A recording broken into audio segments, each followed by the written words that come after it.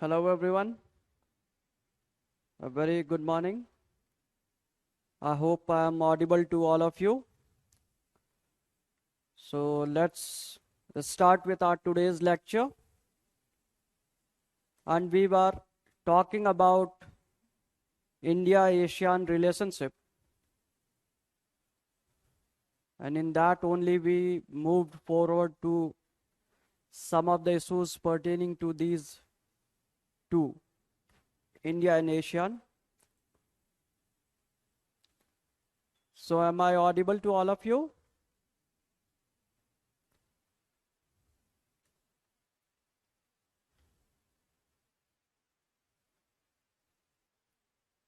We'll start with the class once I start getting your response. Yeah, good morning, Ankit, Sazil. I hope you guys are doing well. I'm good, Ankit.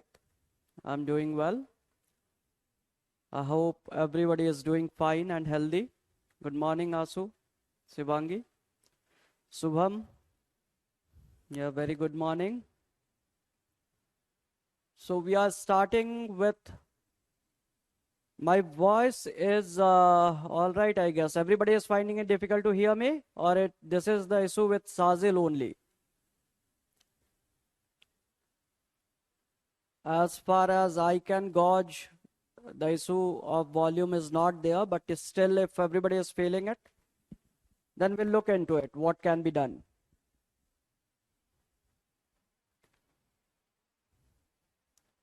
As far as I can see, the voice is, well, good. Yeah, Dhananjay, good morning. Good morning, Amit.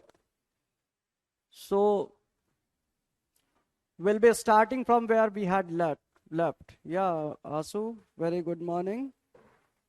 So we were talking about some of the issues related to South China Sea. We discussed that, and then after we started talking about Regional Comprehensive Economic Partnership, that is RCEP. This was the topic that we were talking about. Regional Comprehensive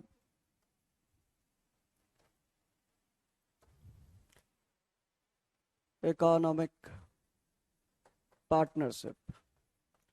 And we also talked about how ASEAN +5 has come together to take this region forward. Good morning, Suman.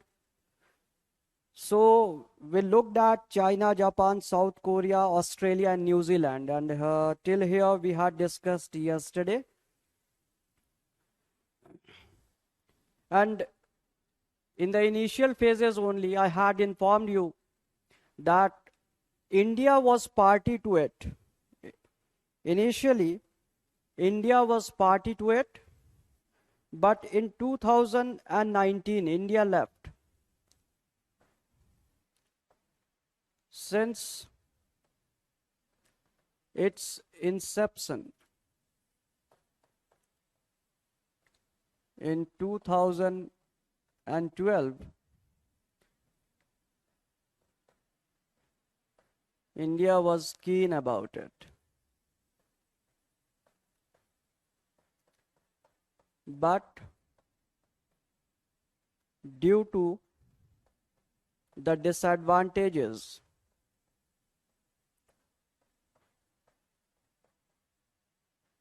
this grouping brought for India, India left.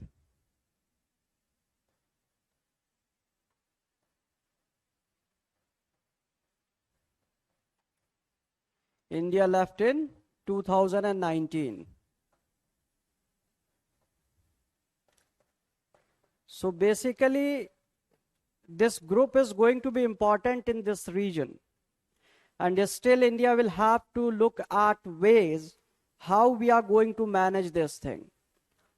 Because the issues with which India was struggling, more or less it still remains. The same problem still remains, and India will have to find ways to ensure that our relationship with the grouping ASEAN and rest RCEP is good. So let's see, why did India leave in the first place? What were the circumstances which forced India to leave this grouping? Okay. Why did India leave?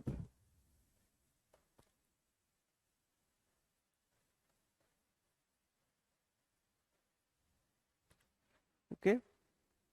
And this grouping is going to remain important. So we are looking at these things, though India left the grouping in 2019.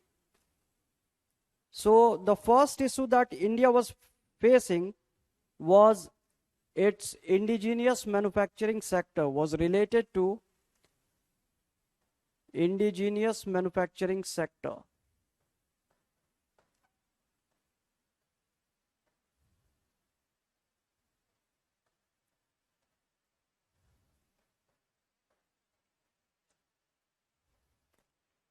As we had discussed that this also had a element of free trade agreement, but India wants to produce its own goods and want to sell to the world.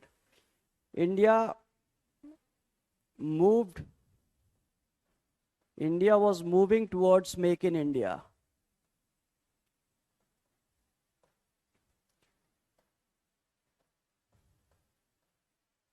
Make in India.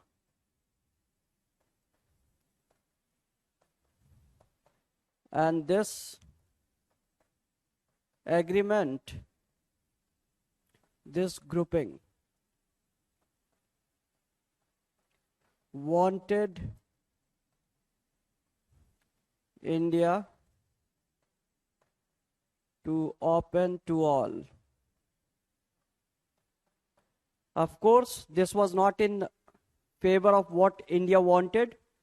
So it was very pertinent that India had to leave this grouping, right? India has to leave this group. If we want to manufacture our own products and we want to sell to the world, it is important that India is not allowing products from outside. And with this free trade agreement, it could have been very, very difficult. बाहर से जैसे ही आप allow करते तो क्या होता कि आप अपनी चीजों को उतना कॉम्पिटेटिव नहीं बना पाते. मे बी वो cheap, and that too China है. China is selling everything cheap. In fact, it is dumping everything in other countries. So we could have been not in a position to sustain that.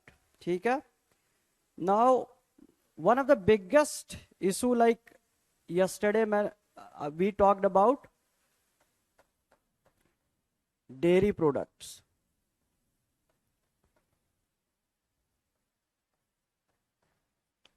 The products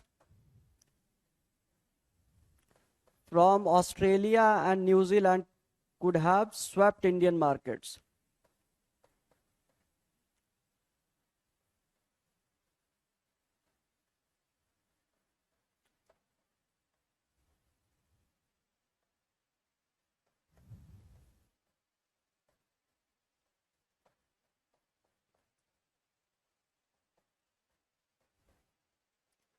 Abhi, New Zealand, you must be aware, it is at par with most of the first point. You didn't get it, Purnima. Okay, I'll explain again. Indigenous manufacturing sector, हमारे यहाँ जो भी manufacturing होती है, whatever we produce, is bit costly because of some of the technological handicaps, because of some of the issues related to labor. So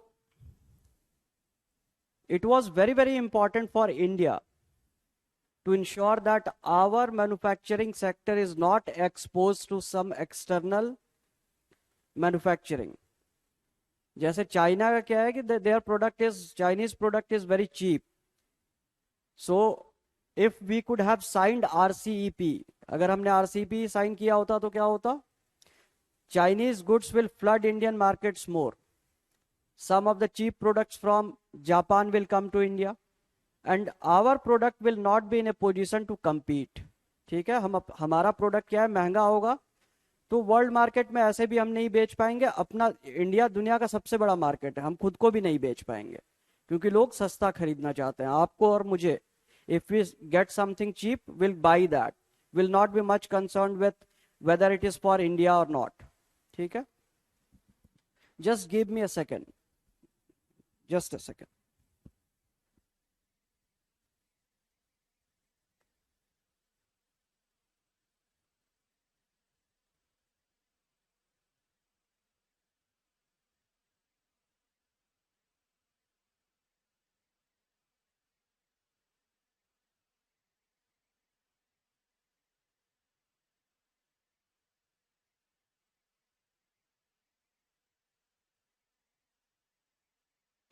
Yeah, so everybody has noted it down.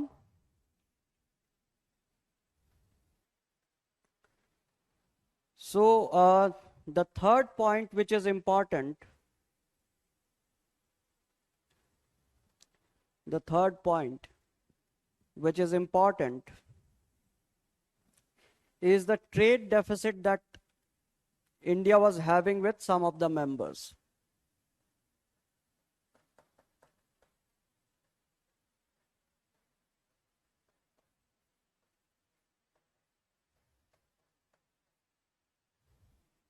Okay, so trade deficit was an issue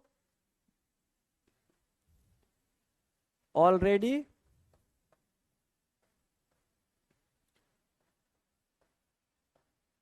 India was in vulnerable position.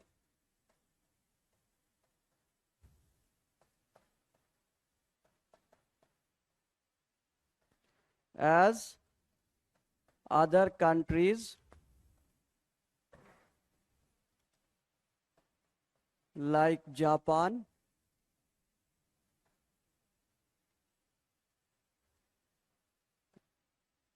China were benefiting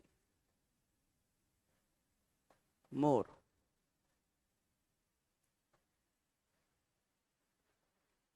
They were already benefiting more, so what would have happened?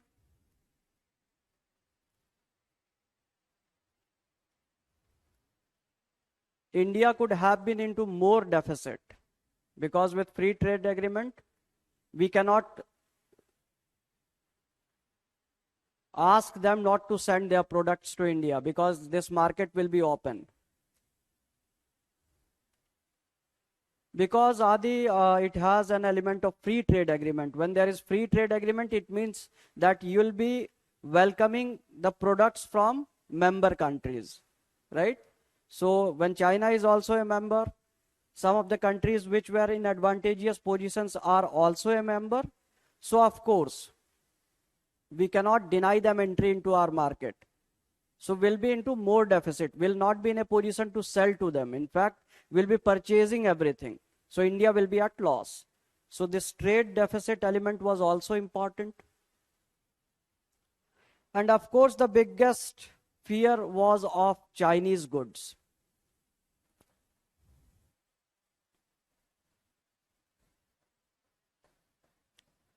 Cheap Chinese goods.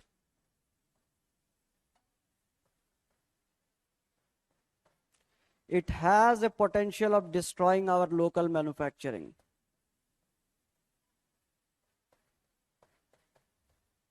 It has a potential of destroying our local manufacturing. For example, you must be aware, the moment Chinese toys started entering India, our complete toy industry collapsed, because they were selling the toys at 1/10 the rate of what Indian toys were priced. So if we allow them to send their goods in Indian market, they has a potential of destroying many of the small industries. Like if you look at Deepavali, the festival of Deepavali, or any, for that matter, wherever we are using lightning, right? these all are Chinese products. The local manufacturers cannot produce those products so cheap, right? So India was afraid of these many things, and India being a very big market which caters to the sustenance of their own producing houses, it was very, very important for India to get some of the concessions. But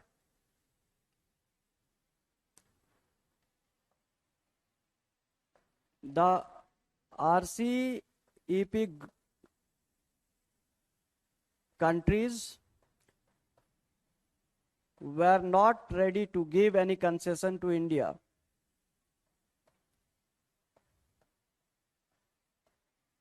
Were not ready to give any concessions to India. And hence, India left. And this is going to stay in news. The reason being, if we talk about RCEP, some of these countries are the countries who were consuming our textiles, right? But some of the Asian countries have started today investing in textile industry, and they are part of RCEP. So of course, some of the countries who were interested in our textile industry, who purchased some of the crafts, will go to those Southeast Asian countries because they'll get a free trade agreement. And we are going to have some losses in these sectors. So this grouping is going to stay in the news. Shivangi, the Chinese goods are cheap as compared to other countries because their industries are more efficient, their technology is more efficient, and they target based on some research that their products are short-lived. And usually, if you, I was talking about toy industry only. If you know, if you gift a child any toy, let it be of 5,000 rupees or 500 rupees or 50 rupees, maybe of 5 rupees also. What the child does with it? It plays for 2-3 days and then it breaks it. So the life cycle of a toy is not very long. So China was very much aware of this thing. So it works on the principle of economies of scale. So they know that in a single year, if somebody is having money as per their monetary might, they'll be purchasing the toys 10-20 times in a year. So even if they keep the profits very minimal, and that too with efficient technology, then also they make a lot of money. But Indian industries or maybe some other countries like Sri Lanka, Bangladesh, we do not have such qualitative work. Neither our products are cheap.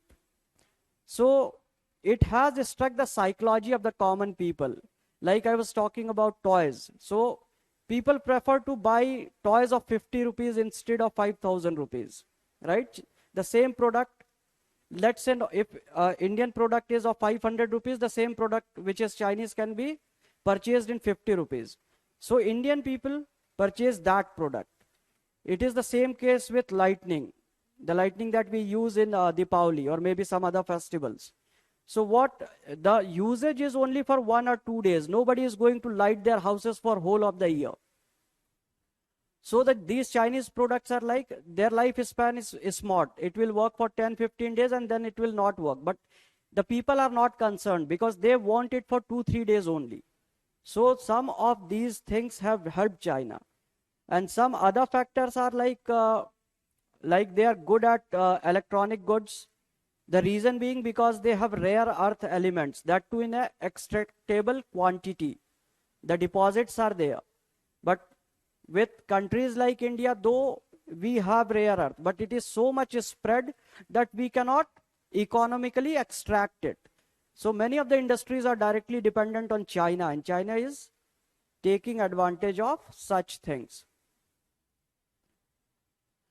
Free trade agreement is, you must have read this thing in economy. Will not go in detail of this, but when there are free trade agreements, of course, both the countries or 5 countries, 10 countries who as a group are involved in free trade agreement, they'll not take extra duties on the things while such products are entering the countries.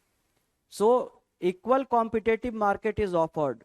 So if somebody is making a good cheaper, or if somebody is producing the same thing with a better quality, then of course it will enter the market of others, and it has a potential of destroying the local markets. You must have read this thing in economy, right? Free trade agreement and all, economic union, how it develops. So this is all about what we had to see in this. Now we'll move with another relationship that is important. And it is the relationship with some of our extended neighbors in the western part of Asia. So first we'll start with India-Iran relations. Okay. Now we'll start with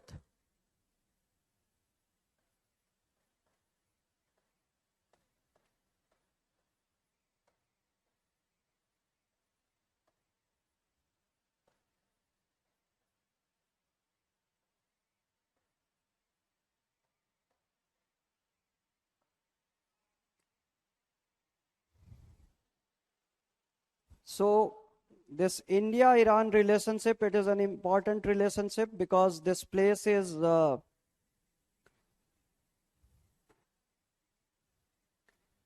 always one of the most disturbed areas. Its nuclear program has instilled fear in the minds of a mighty country like USA. And most of the countries of the world today are looking towards Iranian nuclear program. And India, of course, is nearby this country. And like Afghanistan, it can be our gateway to Central Asia. So, of course, this relationship is very, very important. Okay. And of course, you know that before 1947, when Pakistan was part of India, so Iran was our direct neighbor. But after independence, it has an alignment with the United States, with which today it do not have any good relations. But initially, it aligned with USA. So, of course, India, being a non-aligned country, had never an opportunity to get close to it until and unless America played out Afghanistan issue, and Iran was also disturbed when Russia tried to control Afghanistan in 1979. Thereafter, the relationship between the two countries, USA and Iran, was not good. And from that point in time, we have established some good relationship. So, if we talk about before 1947, it was a direct neighbor.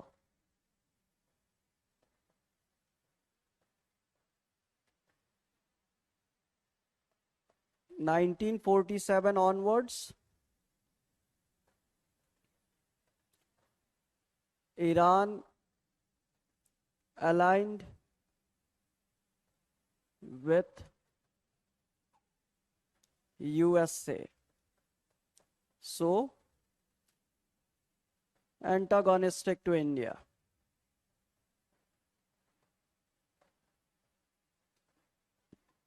And these are some of the countries which are really, really important, though a full-fledged question on the relationship between these two countries may not appear in the question paper. But of course, if you know some of the relationship that has established between India and Iran, you will be in a better position to tackle those questions. Any of the questions related to such countries will definitely involve either USA or some more countries of the world from the perspective of maybe the stability of South Asia, including Pakistan, Afghanistan.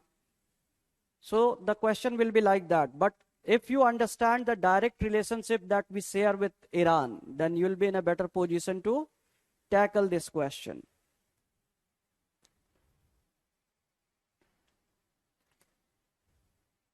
So this was a Cold War period, 1979, Soviet in Afghanistan,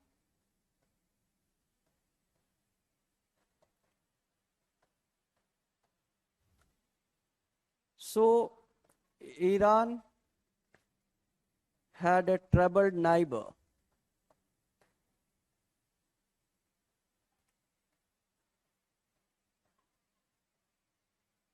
And policies of USA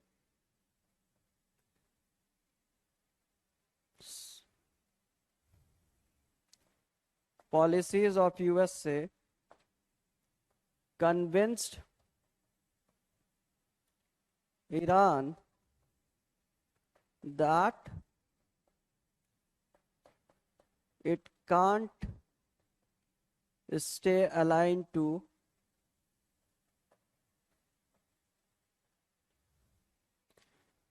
US interest.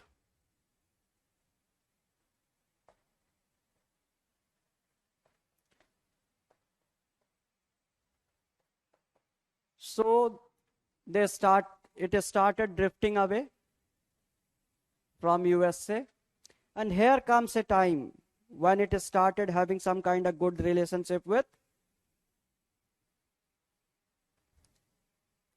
In fact, if we talk about 1971 war with India, when Bangladesh was liberated, Iran actively supported Pakistan. So of course the relationship wasn't going to be good. And at this year only, there was Islamic Revolution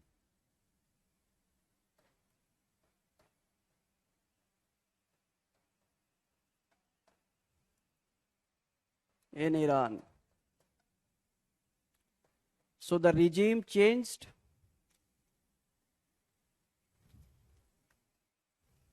So 1980, they wanted to establish relationship with India. They approached India. They told India that we are neighbors and we have to be friends. So a joint commission was set up between these two countries. So 1980 is an important year.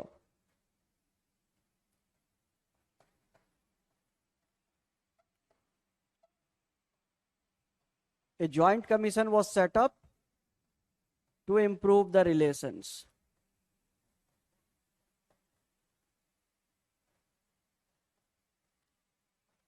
Now Pakistan was playing in the hands of America in Afghanistan. So Iran was very clear that if it has to have some good friend in South Asia in the neighborhood, it can be only India, because India always has a neutral point of view with respect to most of the nations of the world. But this relationship was not very long lasting. India-US nuclear deal.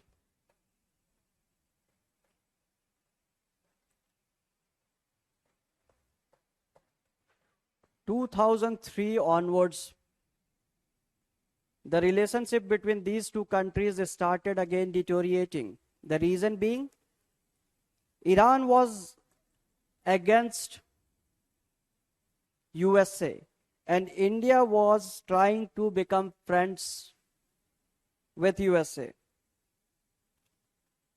And to get this thing done, even India, in some of the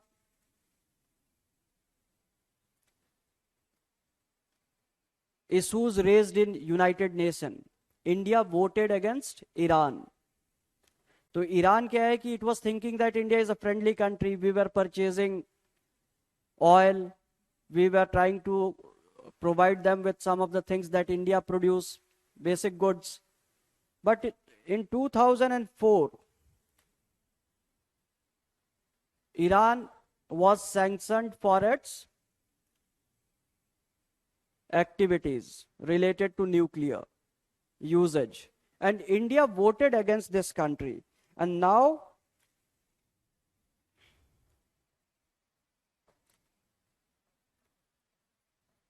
India voted against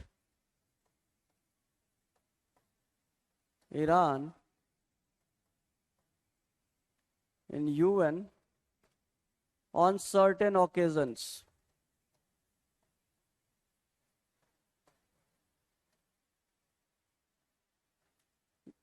The relationship started deteriorating.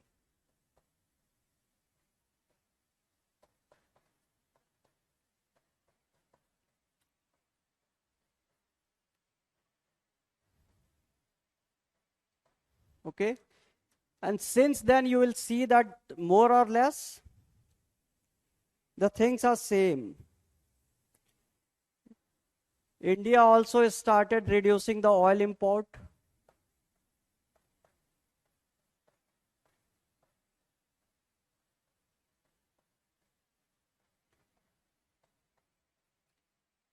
Already Iran was hit by the sanctions of United Nations by US.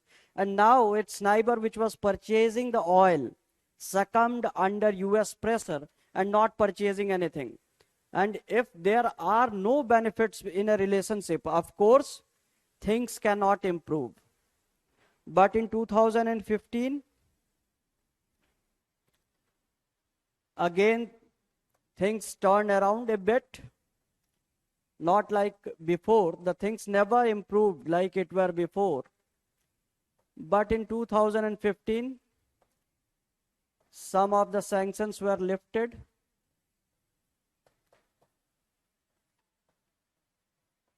On account of Iran showing some interest in not pursuing its nuclear program for military purposes. And at that point in time, India tried to resume its ties. And India and Iran established joint comprehensive plan of action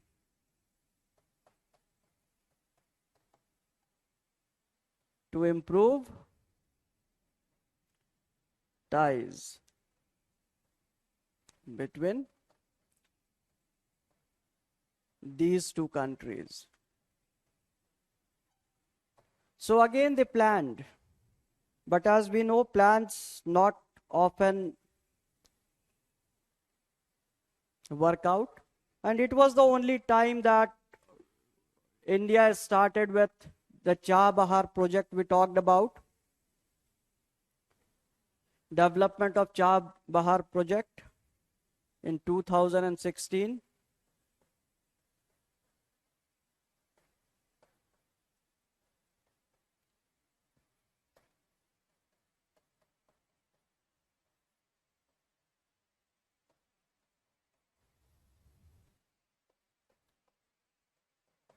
So this was a point when Purnima, US and Iran are against each other because Iran wants to pursue nuclear program, and Iran is one of the countries which is directly opposing to Israel, and Israel and USA are friends, and Israeli community is very, very influential and dominant in USA as well. So the relationship between between USA and Iran are not good. Okay.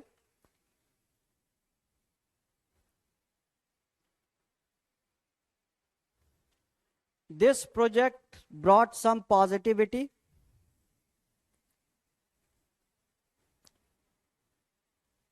And joint comprehensive plan of action again took a back seat. Okay, it was again took a back seat. USA started meddling, it pulled out.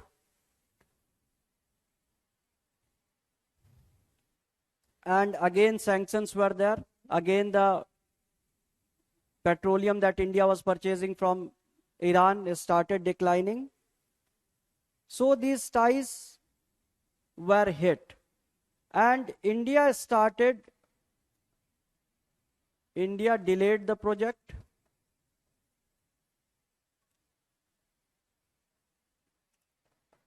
Delayed this project.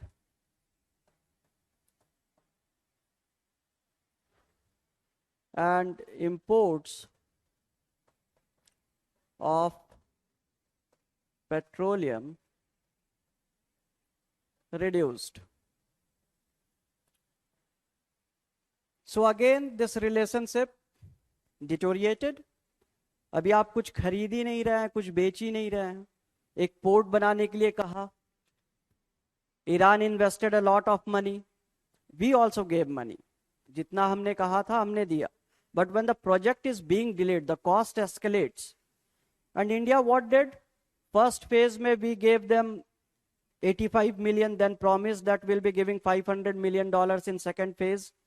And it was, the plan of Iran was like that it will invite Korea, Japan, China to further the developmental projects. But it wanted India to work on Chabahar project. So China, of course, they had to deny until and unless India has done everything, because India and China do not have good relations. So in this confusion, Iran was at loss. But still in 2019, what we did? Our external affairs minister visited Iran.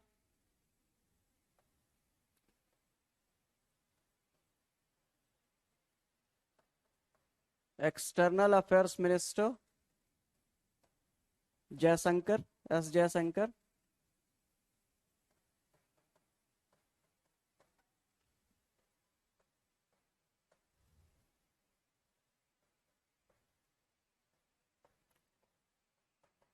Visited Iran to improve the ties.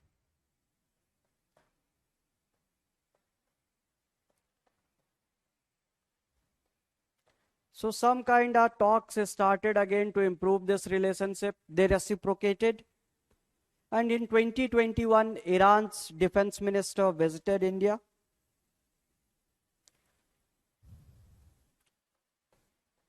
Iran's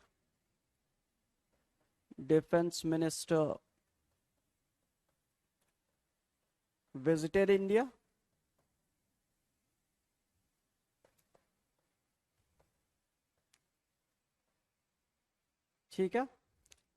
So there were some exchanges, some of the people visiting from here, some of the people visiting from there. Okay. So before this, Iran's foreign minister had also visited. So people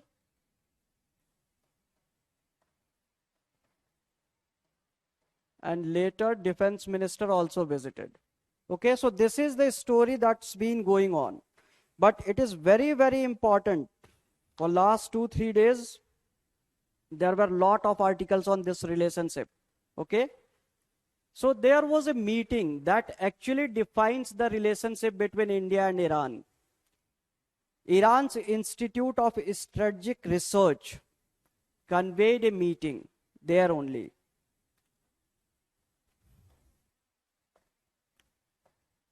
And this is important. Okay? So Iran's Institute of Strategic Research.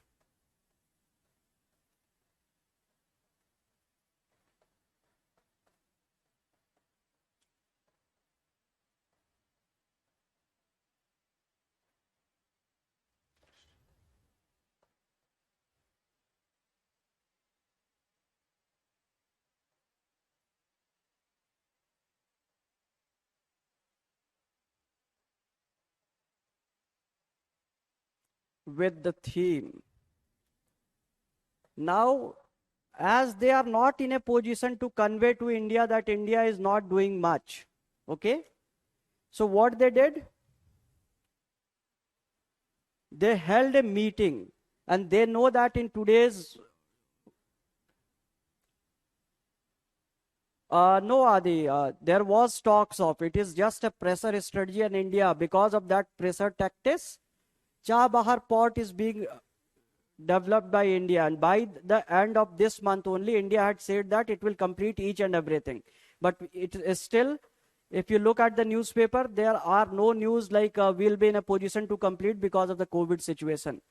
The intent was shown by Iran that if India will not do that, then will invite China. But this was just some kind of geopolitical pressure created by Iran. They did not hand over that product or project. Okay. So the most recent thing is this. Iran's Institute of Strategic Research held a meeting. And what they did? The theme was cooperation between Iran and India in Chabahar.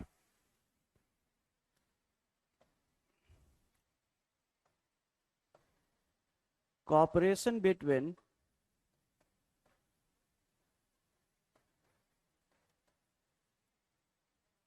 Iran and India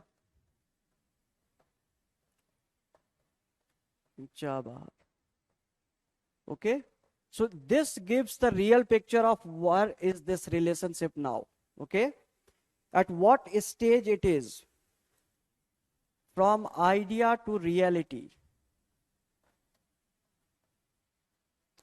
From idea to reality. And this meeting conveys what they are thinking about India. Okay? This is going to stay the mainstay for next 2-3 years. Okay? And this thinking is not going to change because on a public platform they have given this message. Now either India has to act or this relationship is going to stay bad. So you have to remember this thing. Even if somebody amongst you is appearing in 2022, 2023, तब भी आपको ये जरूरी है कि आप इस पे ध्यान देंगे इस रिपोर्ट पे. इन्होंने क्या कहा? Iran said that India's relations with us is always influenced by international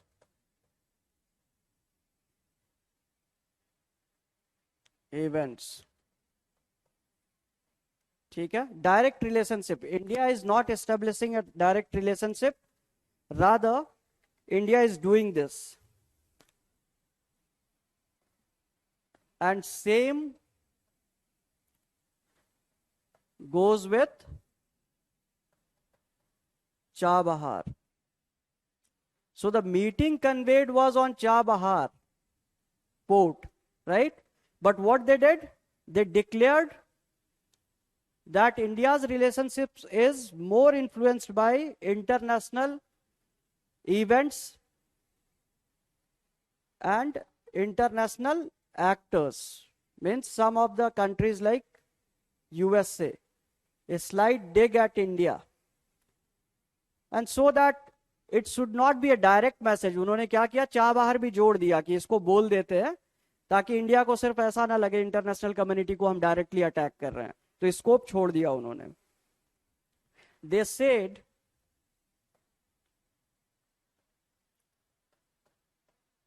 Iran has invested a lot more than what India has for Chabahar. Okay, so phase 1, India only $85 million. Phase 2,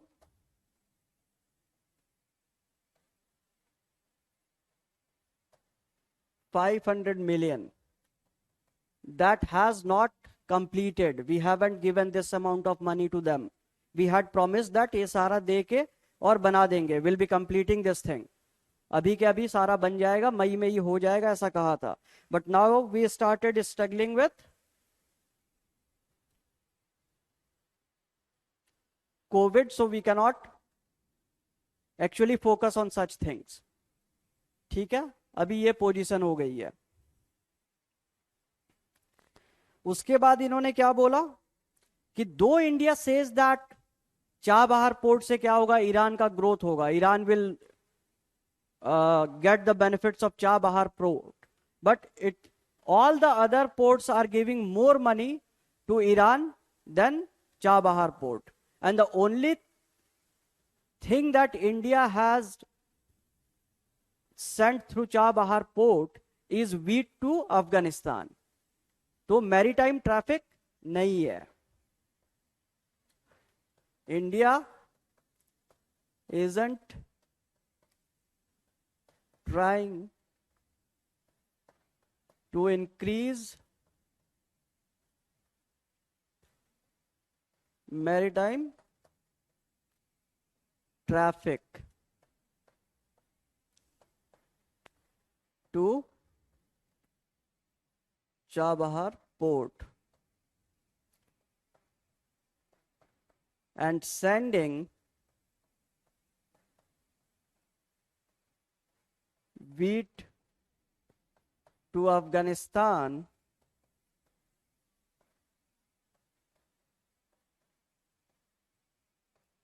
isn't enough.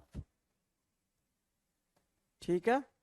They take a dig at India, that what India is doing, and from here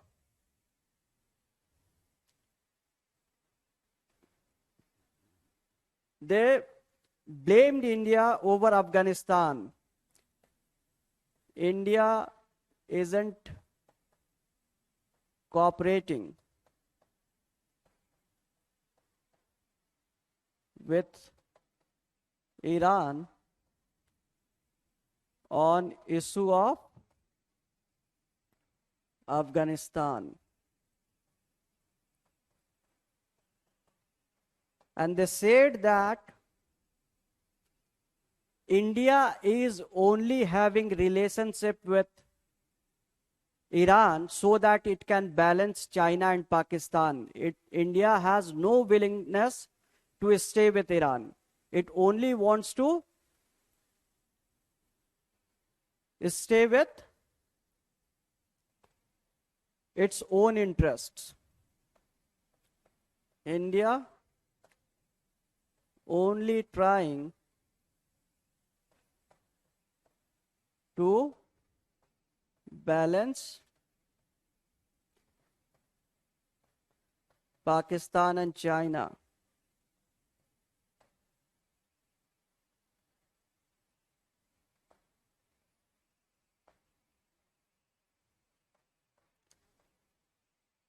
As India has history of either being with Soviet और USA. इसका क्या मतलब हुआ?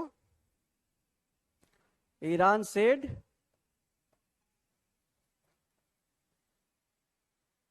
India with Soviet और USA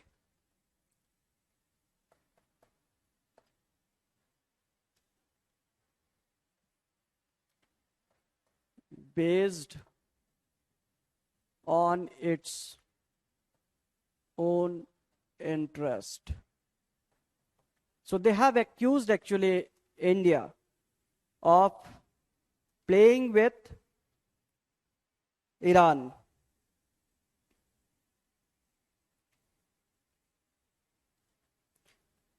Okay, like I had said in this meeting, they also accused India that because of India, we are not able to get investment from China, Japan, because of India's delay tactics. Iran says it lost investment opportunities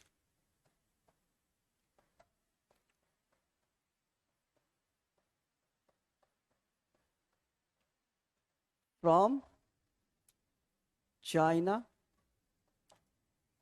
South Korea, Japan. Okay, so this is the most recent thing that has happened between these two. This was a lot of articles has been written on this meeting.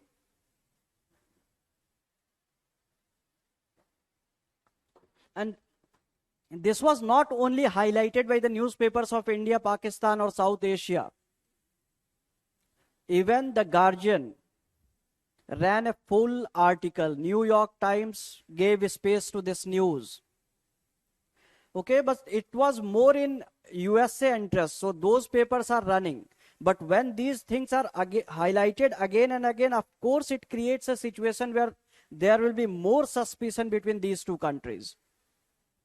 So, if we talk about what is the relationship of India and Iran at this point in time, of course, it is not of trust and cooperation. And somehow there is an impression on Iran that India is not helping much. Okay? So this is very, very important. This is one of the most important discussion that is presently in news, and it is going to stay in news.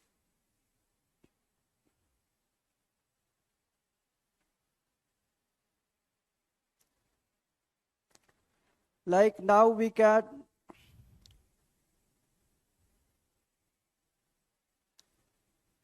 talk about some of the relationship that has existed and how India had managed to keep the relationships intact in the meanwhile. So we'll be look at some of the points where some of the aspects when these countries had established a relationship.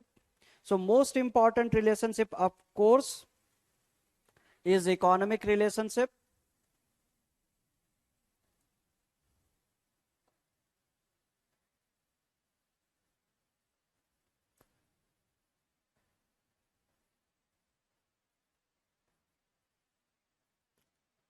So we know that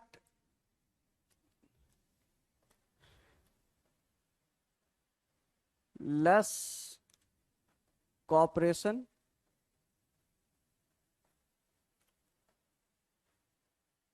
due to sanctions, but India has tried to keep some of the relationship as we were purchasing the petroleum and US did not allow it to do in dollars. It said that nobody can buy anything from Iran using dollars, which is one of the most dominant currencies of the world.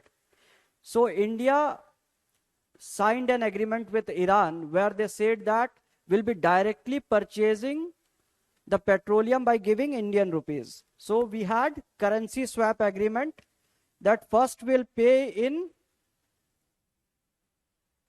Indian rupee. So we had currency swap agreement.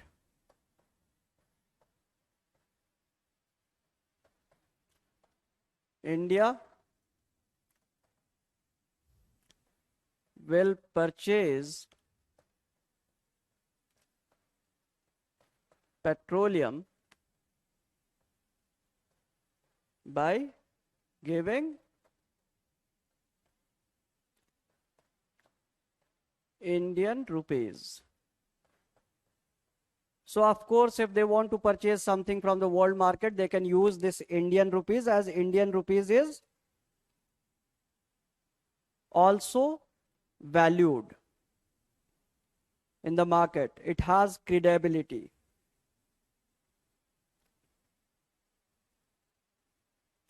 But the problem is the purchase has been reducing drastically. The purchase is reducing drastically.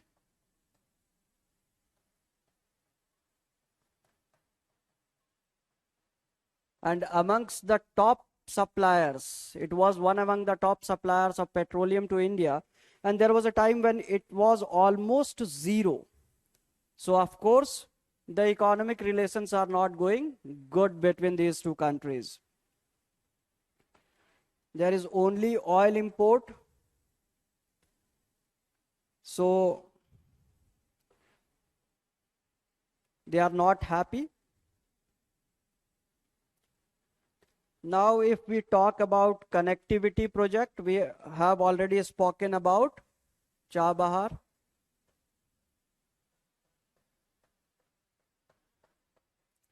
We have already talked about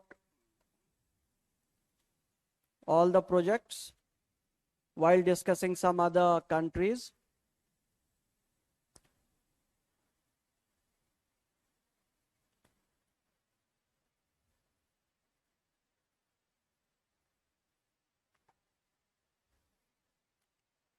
We want to connect with Chabahar port.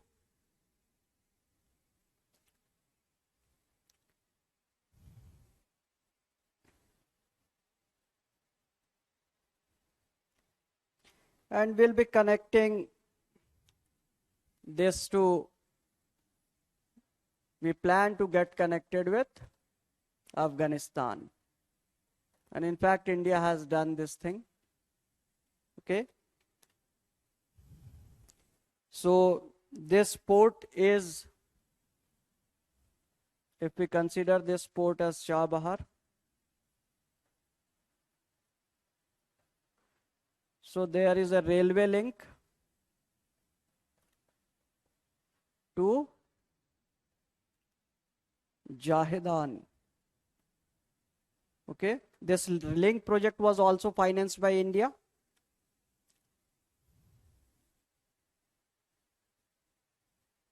And there is a point at the border of Afghanistan.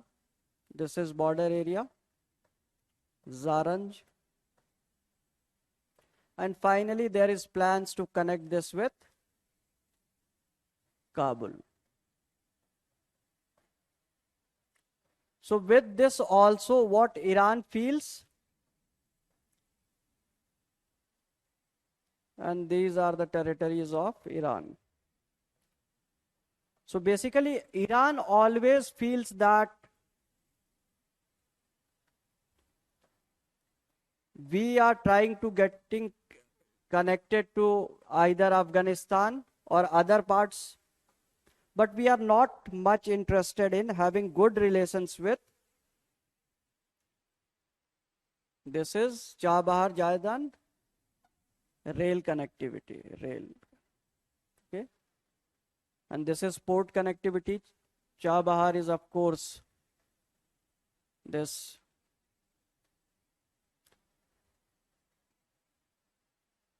Here we have India. So we are running some of the connectivity projects. We talked about international north-south transit corridor. It was also running from Iran.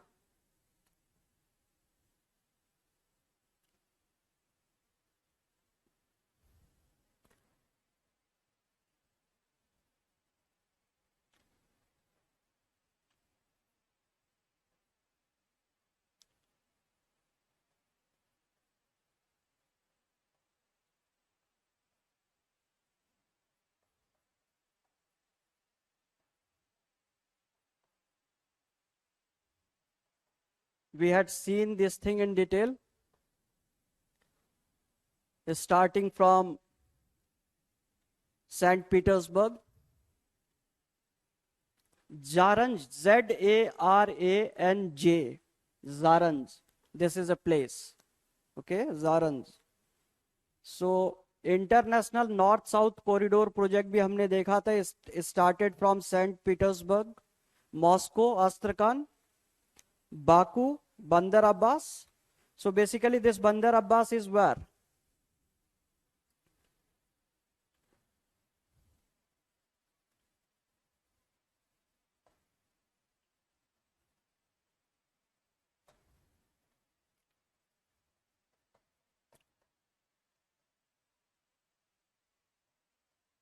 St. Petersburg.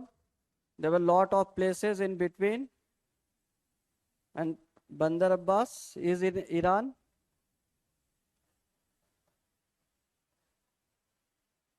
And then to India. Mumbai. We had seen this. So we had also talked about this in detail previously. So we'll not be looking at it in detail again. The Mumbai-Moscow project, Mumbai-St. Petersburg. We had discussed this thing.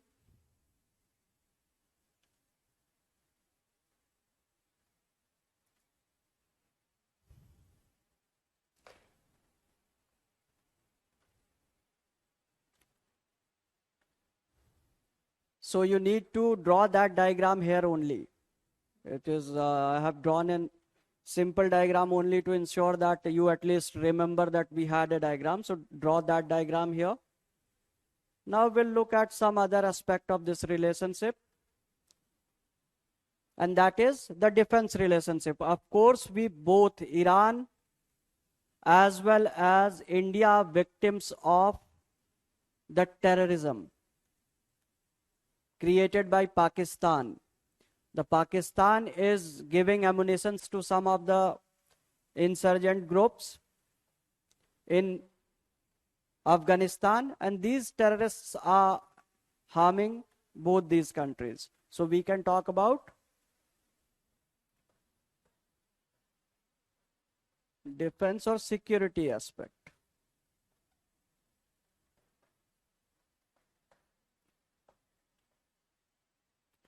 Both countries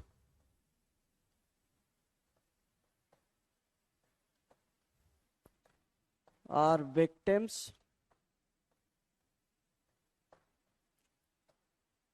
of terrorism.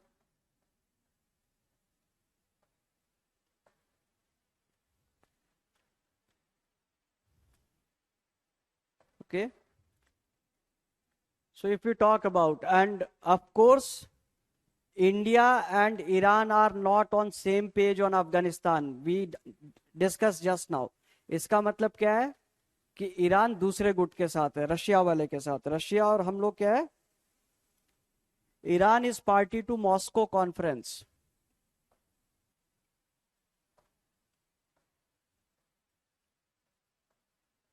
Iran is party to Moscow conference on Afghan issue.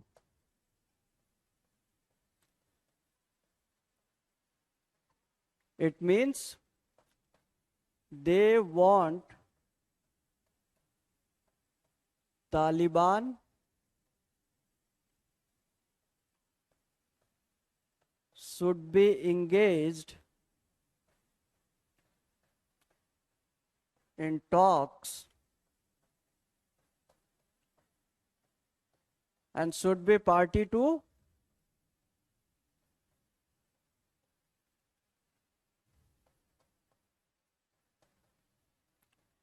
governance of Afghanistan.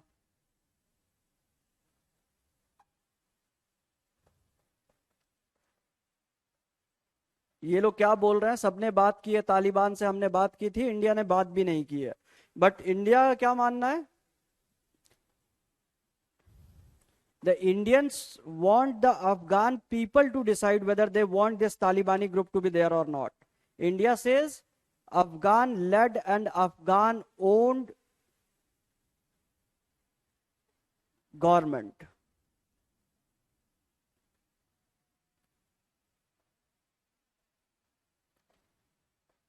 India supports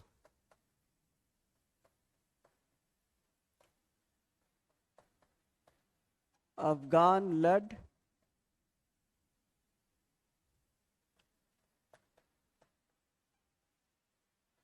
Afghan people supported government. Okay, and Taliban is a terrorist group. If somebody is engaging a terrorist group, of course the normal public will not be able to speak against them. But if the government is the actual representative of the common masses of that state of Afghanistan, तो उनको engage करना जरूरी है. Government of the day is having confidence of the people, right?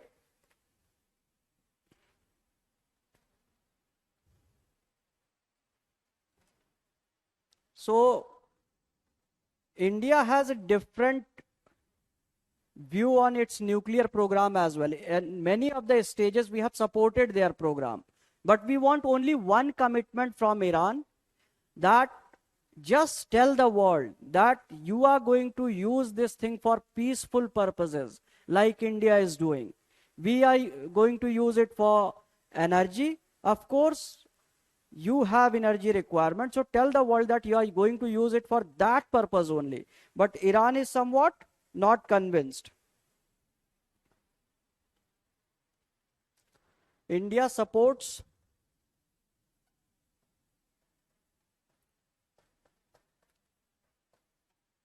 nuclear program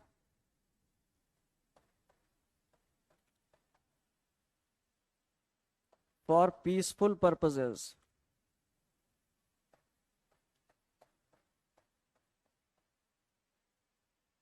But Iran has claimed to destroy Israel, and hence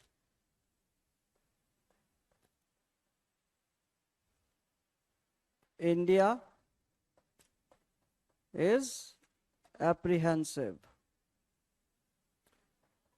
Iran का तो declared policy है कि the moment they will get a chance they will destroy Israel. वो तो रोज ही declare करते हैं. Given a chance if they had such intercontinental ballistic missiles, they could have destroyed America as well. ठीक है, America को भी वो डिस्ट्रॉय करते. बट व्हाट वी सी, इसीलिए कभी भी इंटरनेशनल फॉरम्स में जब भी बात होती है तो most of the time what we C,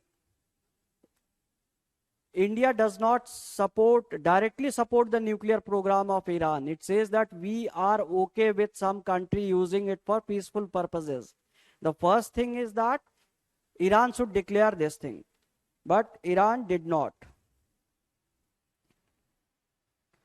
And the other thing is, though this country, Iran, does not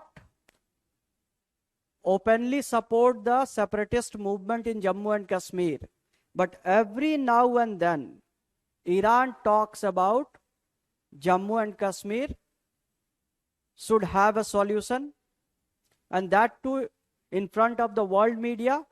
This always annoys India. Okay, India is not happy about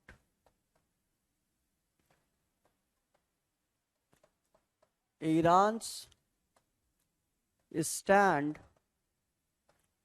on Jammu and Kashmir.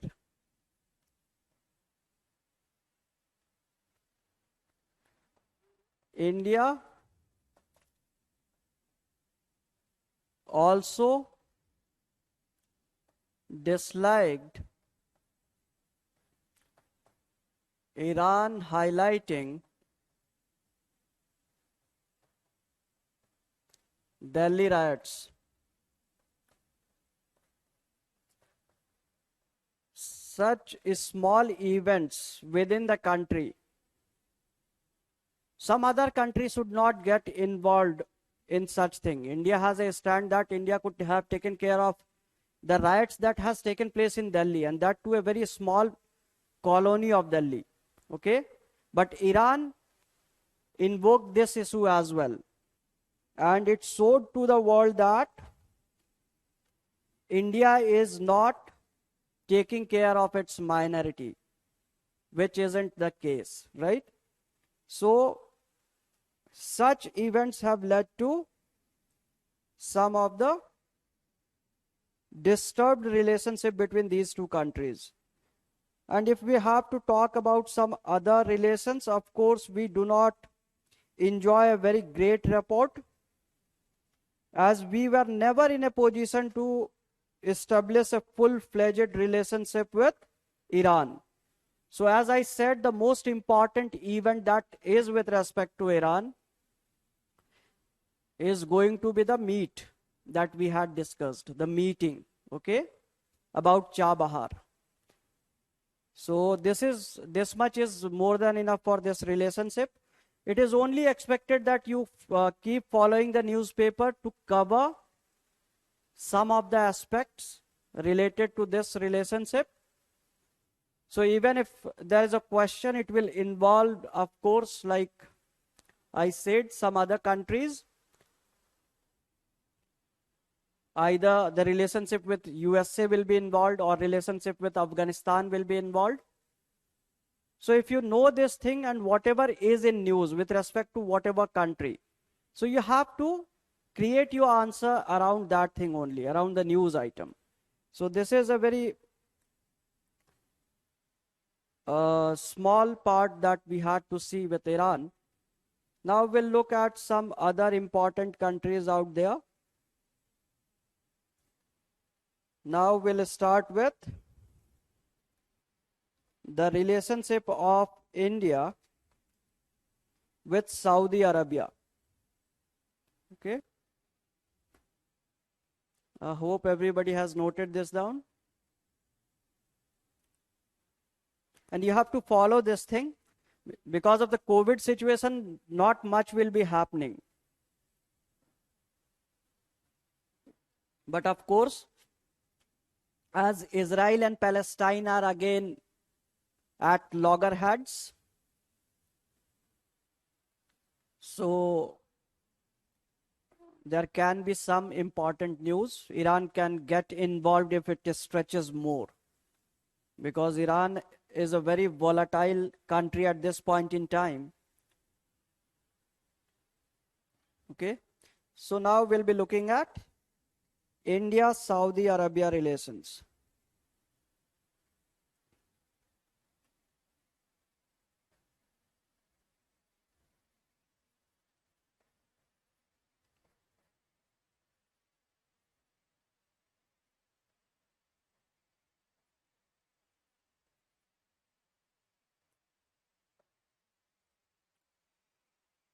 And this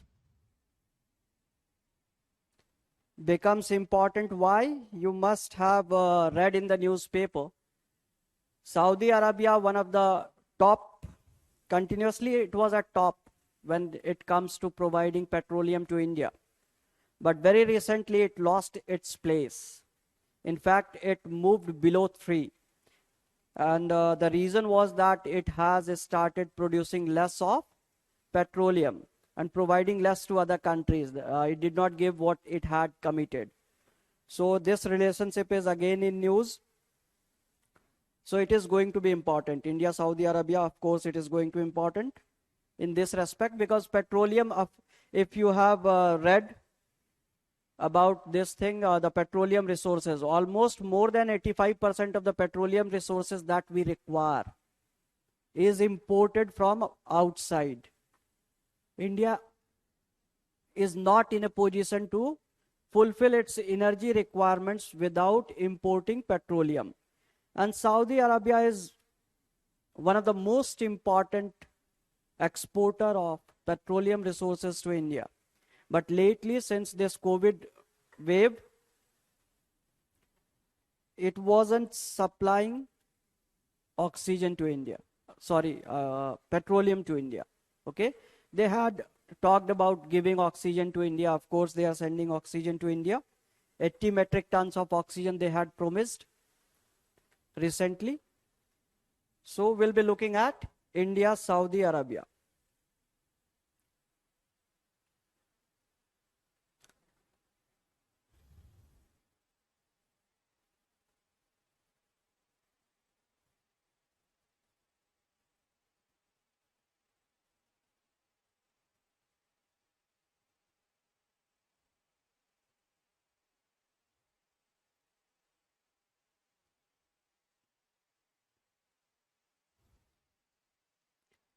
India, Saudi Arabia relations.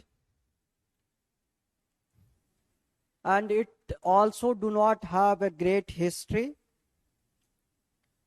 In fact, it was very, very recent since our relations were improved.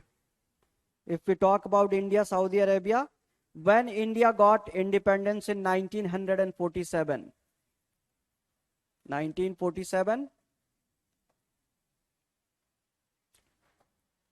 India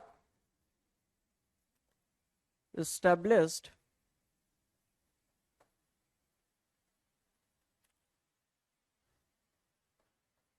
relations. Okay, diplomatic relations were established between these two countries. In 1955, King Saud of Saudi Arabia visited India.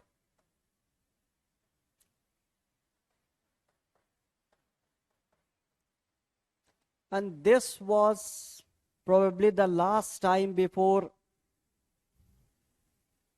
King Abdullah visited India in 2006. Okay? Hereafter, the relations were always bad. And the reason being, if we talk about 1947, Saudi supported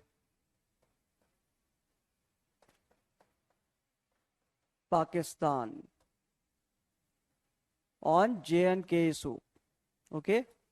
So, of course, they were not favoring India. King Saud visited India in 1955, but relations didn't improve much.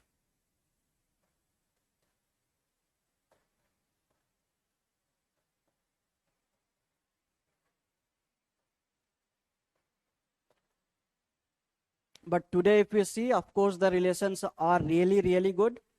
Saudi Arabia sees India as one of the places where it has planned to invest in order to secure its future. It has categorized 8 areas, and India is one amongst those. But in 1970 war, 1971, it supported Pakistan. And whenever you are supporting our enemy, of course, you become our enemy.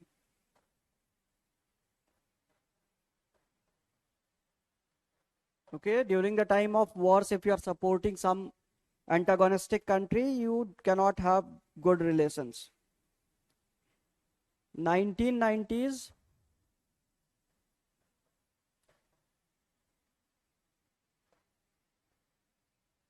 some improvement in ties.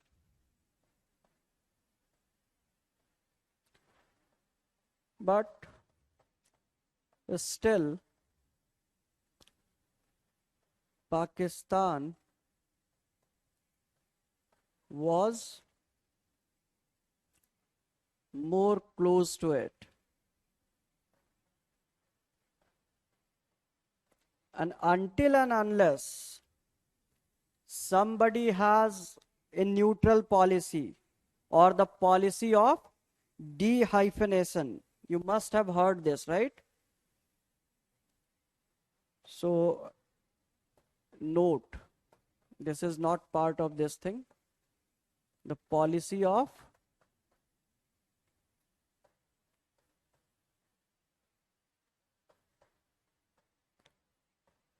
what is this policy? You must have heard of this word if you're following the newspapers. What is the policy of de-hyphenation? If one country deals with two enemies in a neutral manner without getting affected by one of the countries, this is called as the policy of de-hyphenation. Okay? What is it? The policy of neutral engagement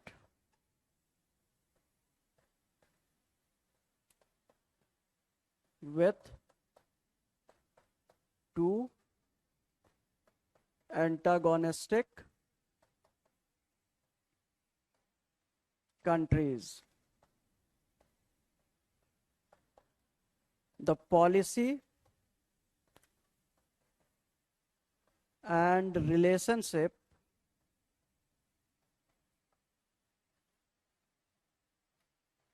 with one country is independent of any influence from the other. It means even if they have good relations with Pakistan, they can maintain good relationship with India without considering the enmity between India and Pakistan. Okay? So this is the policy of de-hyphenation that America is pursuing with most of the world. It is friendly with all the enemies of world, right? Barring few countries like North Korea, China. So this is the policy of de-hyphenation. So box it, because it is, this term you have to use while writing your answers.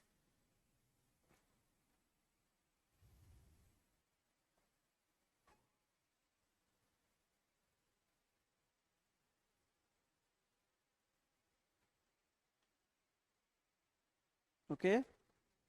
Now we have seen what happened in 1990s. Now we'll be looking at 2006 when King Abdullah visited India. And it was a visit after 51 years.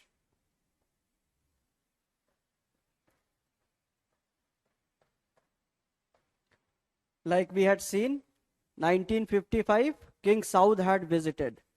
And thereafter 2006.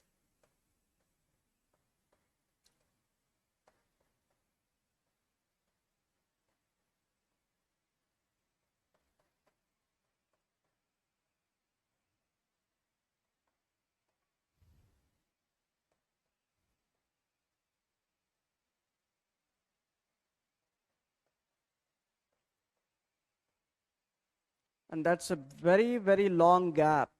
So this in itself suggests what kind of relationship these two countries were having.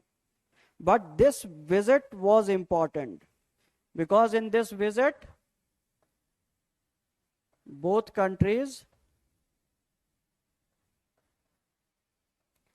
signed a strategic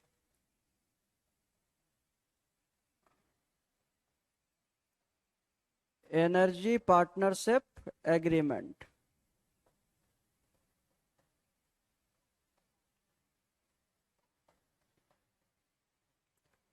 So when he visited, of course, these are the countries who are having energy resources. So when King Abdullah visited India, both the countries signed energy partnership agreement, the strategic energy partnership agreement. And thereafter in 2010, our Prime Minister, the ex-Prime Minister Manmohan Singh ji visited Saudi Arabia, and they do not have a protocol of receiving someone with the red carpet. But at that point in time, they welcomed Manmohan Singh with a red carpet welcome.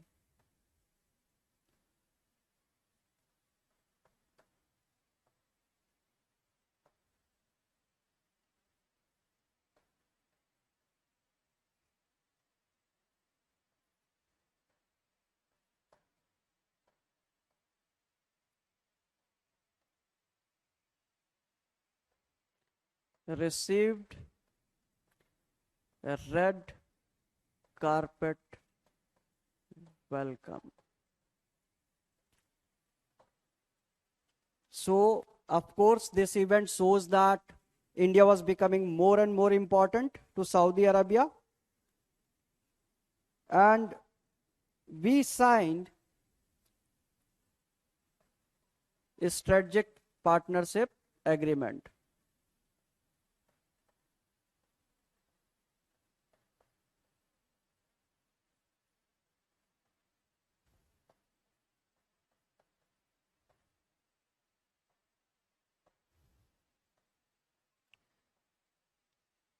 So the relationship was, of course, upgraded.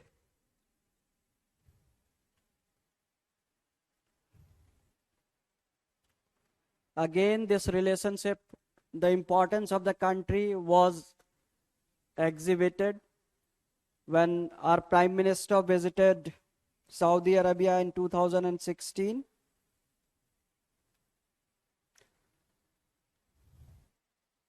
So when such high level meetings are happening, it means that the ties are improving, or both these countries are at least trying to improve the relationship. They are trying to upgrade the relationship. Okay? So our present Prime Minister Modi visited. Modi ji visited and many agreements were signed.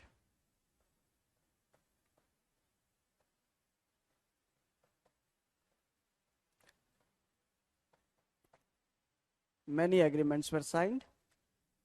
And again, we were looking till 2006 that there were no high level visits. But now what we can see, since 2006, a lot many high level visits. Again in 2019,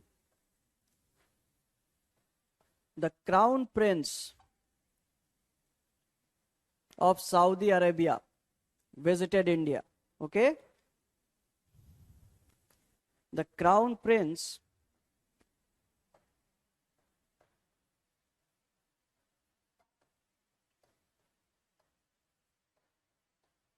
Mohammed bin Salman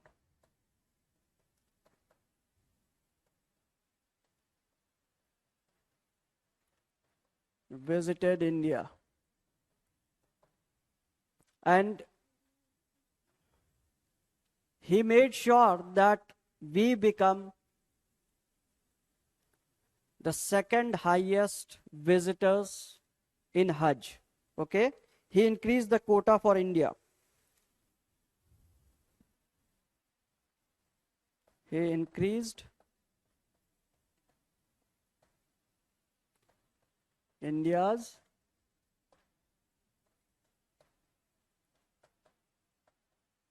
Hajj quota. Okay, so it was a big move. It was a really big move. Okay, so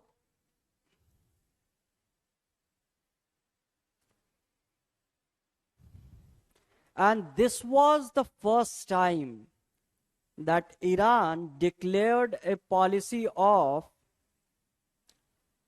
this was the first time that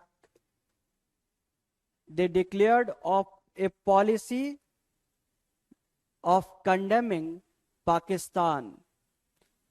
He condemned attacks on armed forces by terrorists. So somewhat neutral instance.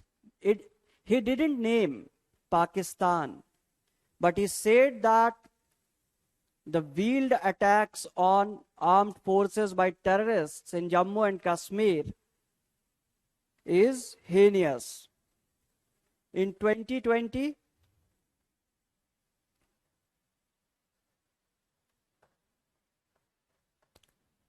both countries agreed to conduct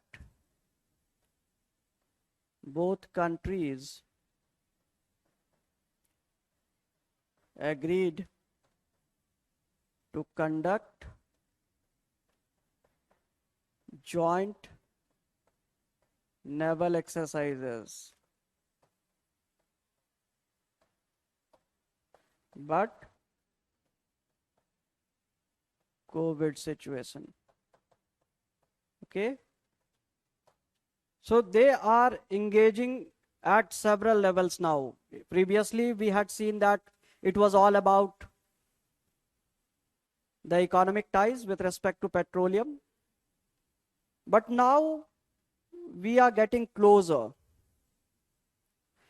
But unfortunately, in 2021,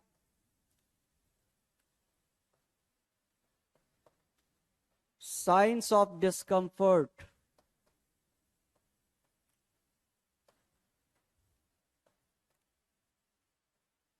as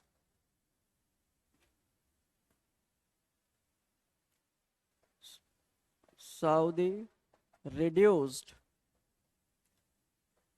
supply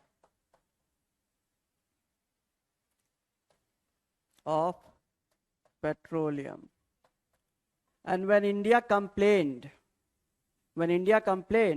their ministry, one of the ministers, the petroleum minister, said that we had already given you a lot of petroleum on cheap rates, so don't ask for more. So it was a kind of thing that strained the relationship a little bit. But India was not in a position to react. Before India could react, India was in lot more discomfortable position because of this COVID-19 situation. And they declared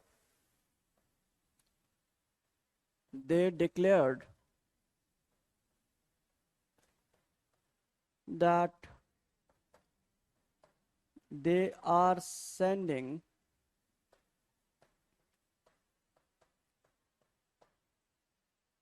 oxygen to India.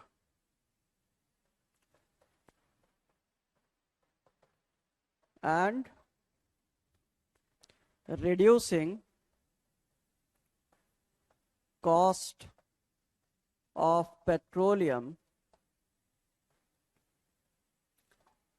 from June. Okay, so अभी तक यही हुआ है, जून तक की बात. अभी मई में इन्होंने क्या किया है, they have declared that they will be giving cheap petroleum to whole of South Asia. It is not like they have offered to give to India only. They said that they'll be giving cheap petroleum. So, of course, some signs that the relationship did not deteriorate much, right? We can see that both these countries tried to balance this relationship. Okay. Now we'll look at some of the aspects of this relationship.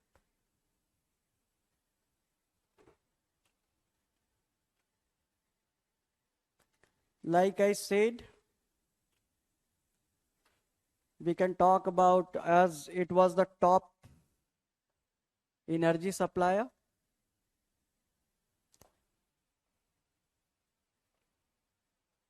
So we'll talk in terms of energy first.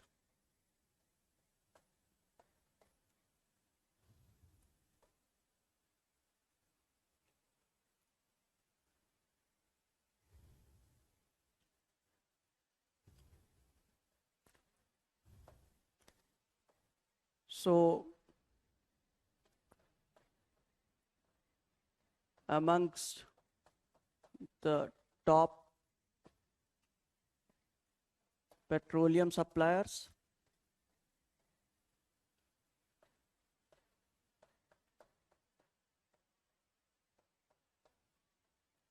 and very recently it slipped out of top 3.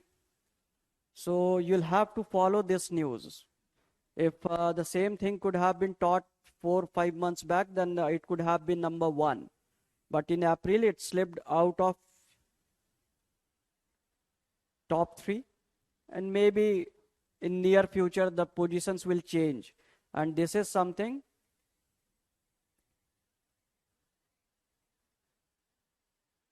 that you need to follow.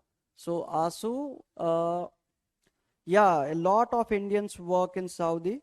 There is no doubt about it. And there is a system of kafala that we'll be discussing. They are generating employment by engaging people in construction work. They are engaging people in refineries. They are engaging people in domestic work as well. Lots of people go there as a domestic help. Some of the medical practitioners go there. So engineers go there. So lot of employment is being generated there because they have lot of money. Okay, they're rich people because they have petroleum resource. They have to extract that resource and they have to sell it. We'll be talking about these points. Let's see the first point. And this country also supplies almost 30% of the LPG requirements. 30% plus of LPG requirements of India.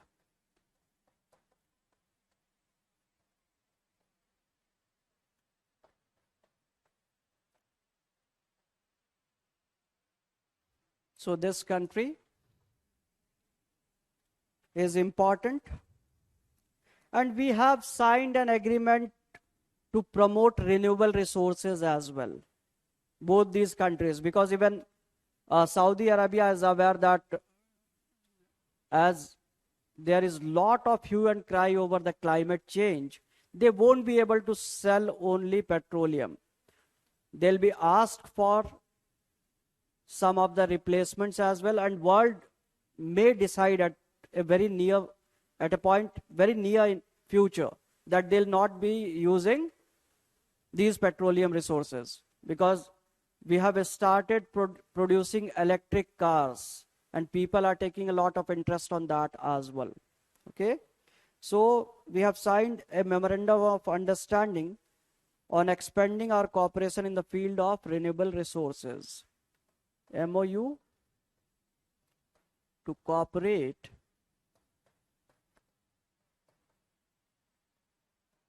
in the field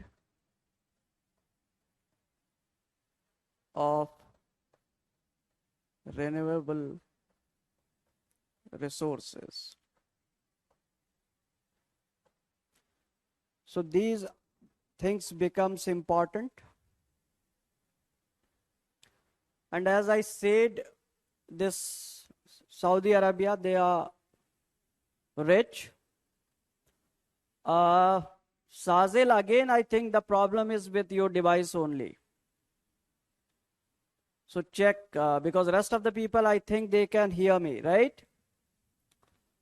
You had this issue early as well.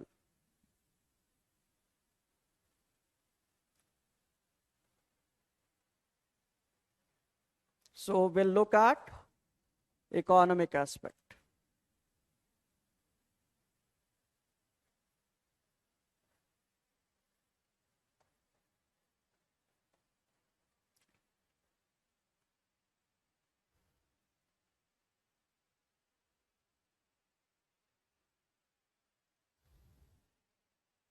So economic aspect, of course, Saudi Arabia has declared that it has intentions of investing around 100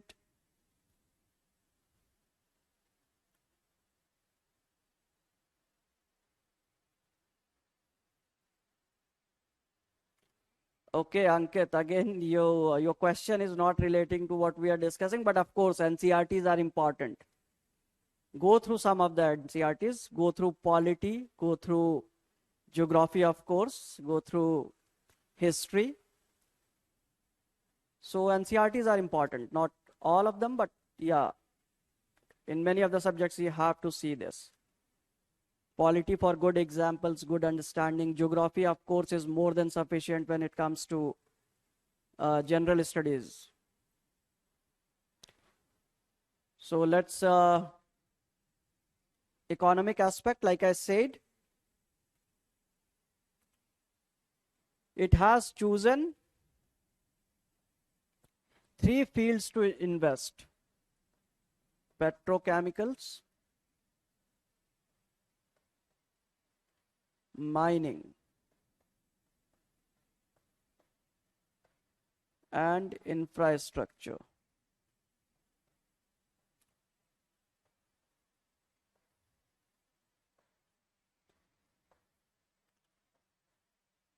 $100 billion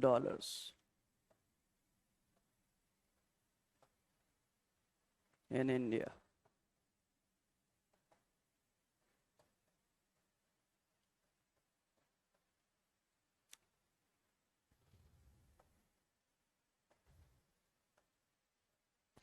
A lot of amount. Subham, you have the same question as Ankit. As you are taking the classes, you won't you don't need to read all the NCRTs. For geography, class 11th and 12th, 4 booklets. Those are sufficient. For polity, of course, 6th to 11th is a good idea. For economy, again, macroeconomics is more than sufficient.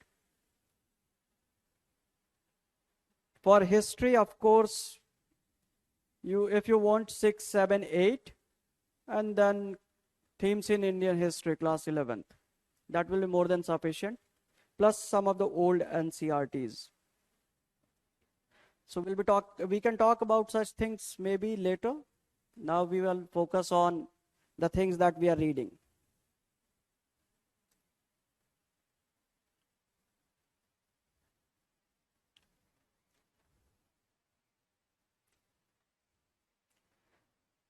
It has also invested in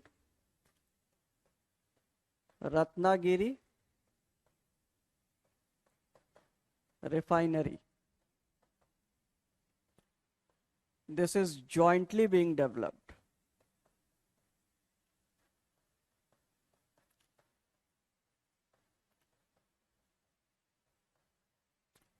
by UAE and Saudi. Okay. So it is a joint project, but it is running into troubles because of some of the policies, and of course they are not happy. The company is Aramco.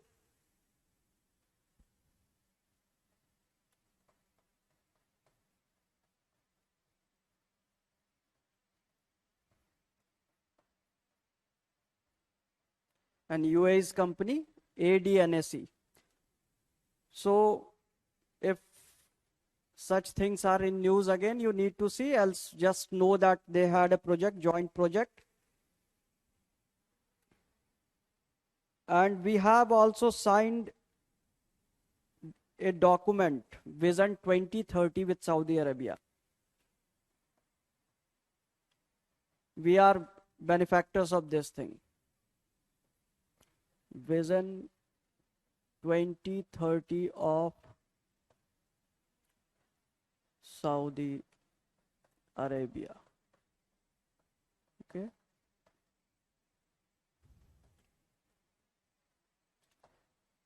Saudi is diversifying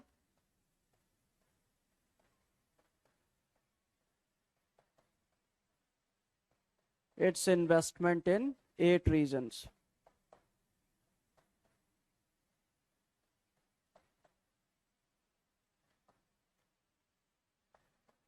In 8 regions,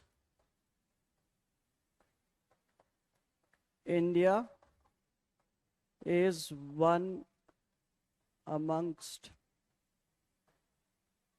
them. Saudi sees its future with India. It thinks that if it will be investing in India, then of course it will be benefiting, because India is a big market. Comparatively, it is a very stable country which does not get involved in skirmishes with other countries, and it has no history of cheating any country like China and Pakistan. Okay.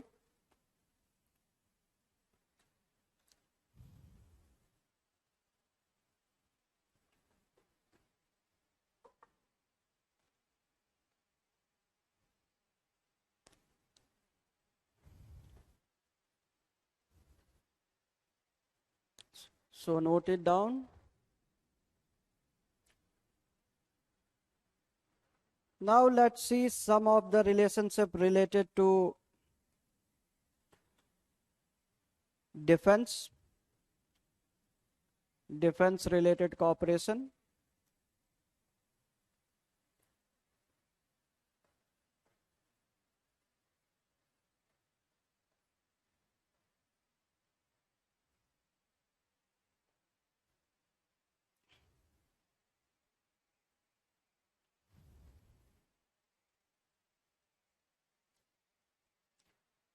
And the first thing which is important here is the policy of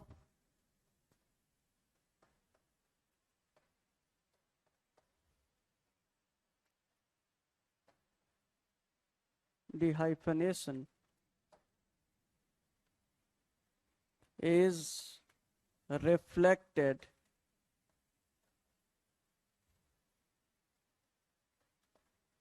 in Saudi Arabia's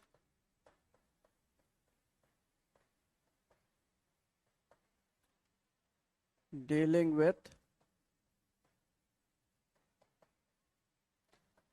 India and Pakistan.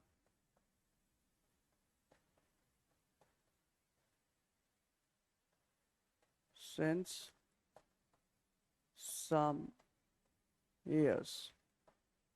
Like we know, historically there was no policy of dehyphenation. They were directly inclined towards Pakistan. But today they are trying to stand by the policy of dehyphenation. Very lately, there were some issues between these two countries, and Saudi Arabia openly attacked Pakistan. But recently, you know, Imran Khan visited Saudi Arabia, and Saudi Arabia gave a call for dialogue between India and Pakistan. They said that it is important that these two countries are having good relations. Okay. So basically there is a policy of dehyphenation. So there are independent ties now. Okay. And both the countries are also sharing information, cooperating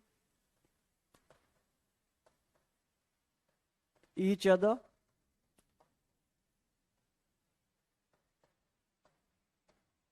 to counter terrorism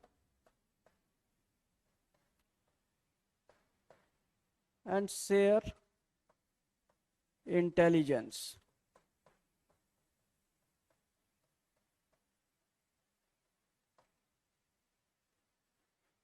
So this is point number A, this is B. So in defense related cooperation is very much reflected. The policy of dehyphenation ensures that even if Pakistan wants it to go against India, it won't go because it is developing a neutral relationship. We talked about the joint naval exercises.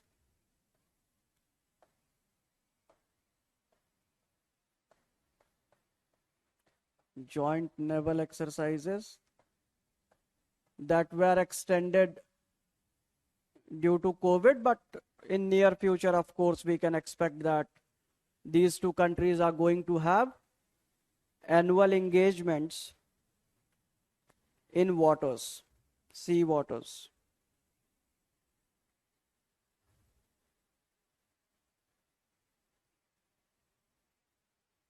And we have also signed the extradition treaty.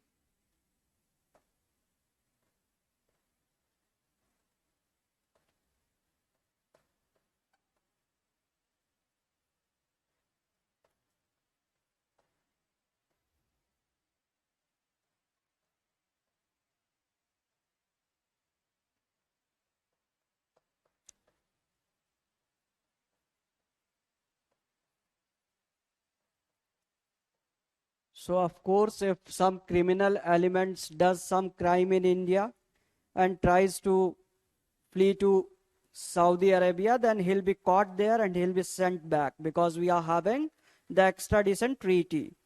And if some criminal element of Saudi Arabia is residing in India, we'll send them to Saudi Arabia. So such agreements are really, really helpful.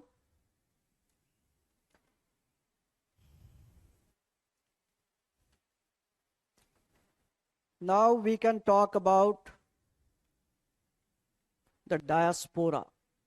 And this is really important. This aspect is important. It is in news. And not only with respect to Saudi Arabia, with respect to UAE also. It was in news.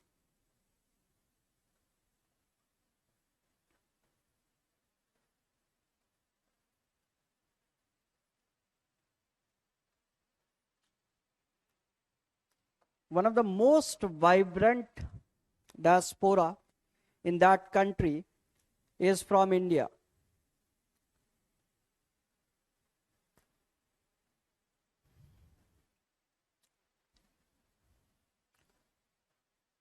More than 2.6 million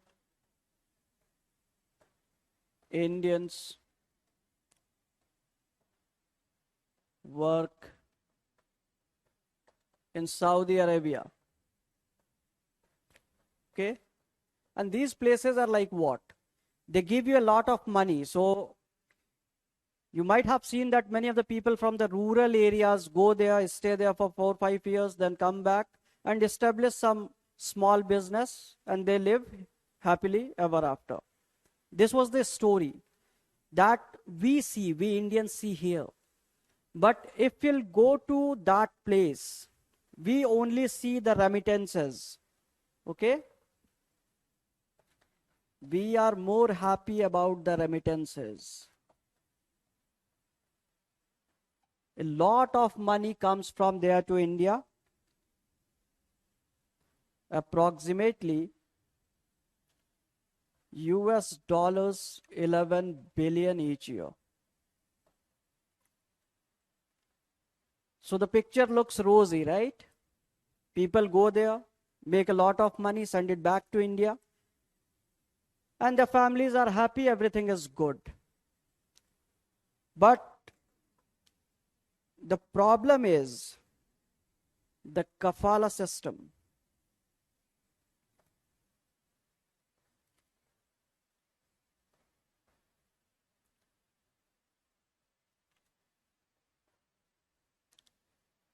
And this system is really, really disadvantageous system. And world over, many of the NGOs, civil societies, everybody has spoken about this system and they have demanded end of this system. Okay? And this system exists in UAE, Bahrain, Saudi Arabia. Okay? So this is existent in Qatar as well. और यही वो system है जिसमें आपने सुना होगा कि passport किसी और ने रख लिया. Here, visas are tied to the sponsorship by employer.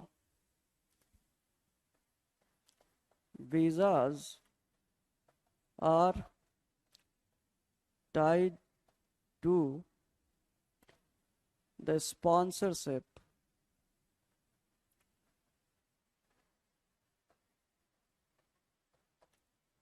by employer. इसका क्या मतलब है? आप डायरेक्टली वीजा अप्लाई नहीं कर सकते हो. You cannot apply for visa directly. There has to be a employer. किसी को आपको नौकरी वहां से देनी होगी और आपका पासपोर्ट उस आदमी के पास होगा. ठीक है? अब visas are tied to the sponsorship by employer, and many times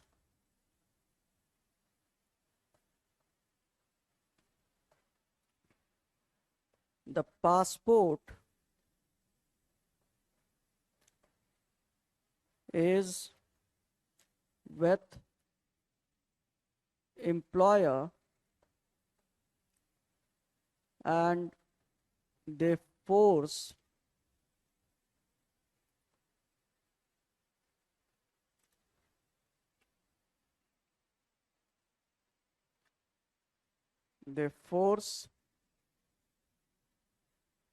people to work. Cases of brutalities, non-payment,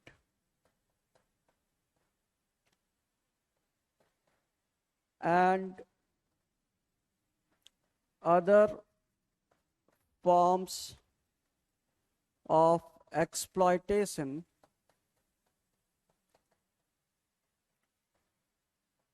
are rampant. So many of the poor people go there. Some of the qualified people also go there. So what they do, they'll say that the project is for 3 months. So you'll go there and you'll say after 3 months that I want to go back. So they'll hold your money. They'll say, nahi, abhi nahi jana hai, work for some more time and then you can go. You'll stay for 9-10 months. And thereafter, they'll hold half of the money and give you half of the money. They'll keep your passport. And women are especially exploited more. They are forced to live in a live-in relationship with many of the employers. They are forced into prostitution many a times. So there are several instances of such thing, and based on the benefit of remittances, many a times we do not protest. The Indians do not protest, but we did try to create some of the commissions and help them. And India has helped them too. But this problem is, I have explained, Asu, right? To exploit them, to force them to work, right? So that they do not have to call someone else. Because many a time what happens, if you tell somebody that you'll have to stay there for 2 years, nobody will be willing. So they say that come for 3 months only. Then they'll start extending the period. Okay? So they exploit. There were many cases where it was discovered that it was forced labor even. So many have suffered with this, And India is always raising such issues,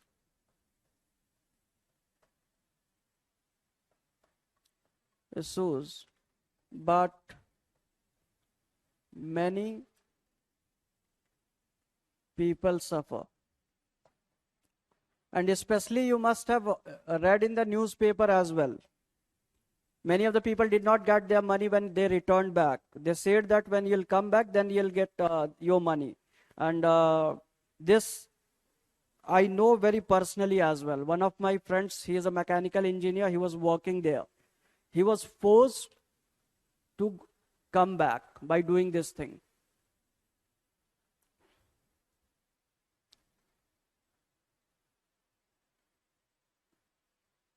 Sponsorship, tied to the sponsorship. ठीक है, तो जबरदस्ती वहां रख लेते हैं, तो this process is bad. तो it is a problem area in India is in talks. India क्या है कि इन चीजों के बारे में बात कर रही है उन लोगों से. ठीक है, अब एक और चीज उन्होंने किया था. They have some problematic legislations.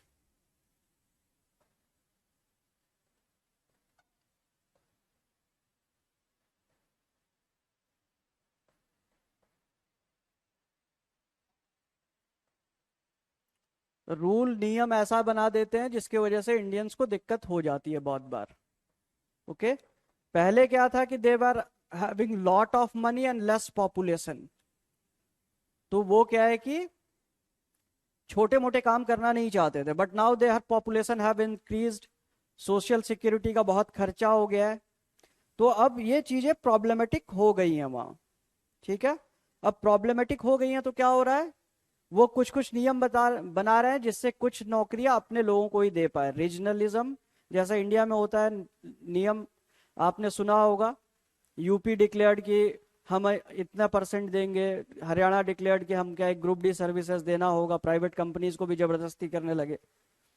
तो there is Nitaqat ordinance, the problematic ordinance for Indians.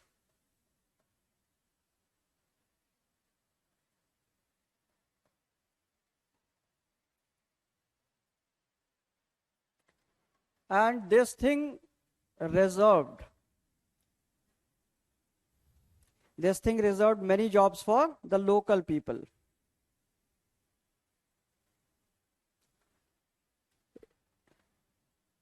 It gives preference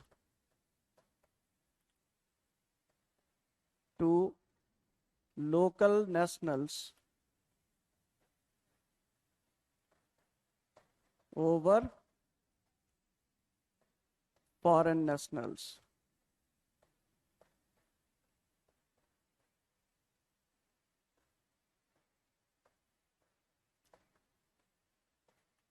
Many Indians lost their job. And it is only one outcome that they are forced to like losing their job. What is happening? Now they are threatening that will give this job to some local. And local is not in a habit of working very hard. So though they are employing the local population, they chill, they relax. And who are the counterparts? The Indians or maybe some other foreign national. They have to work extra hard so that the things are completed in time. Okay, so this is also a problematic area. And with respect to, if we talk about this cultural relationship, तो हमने देखा ही हज के लिए क्या किया गया है.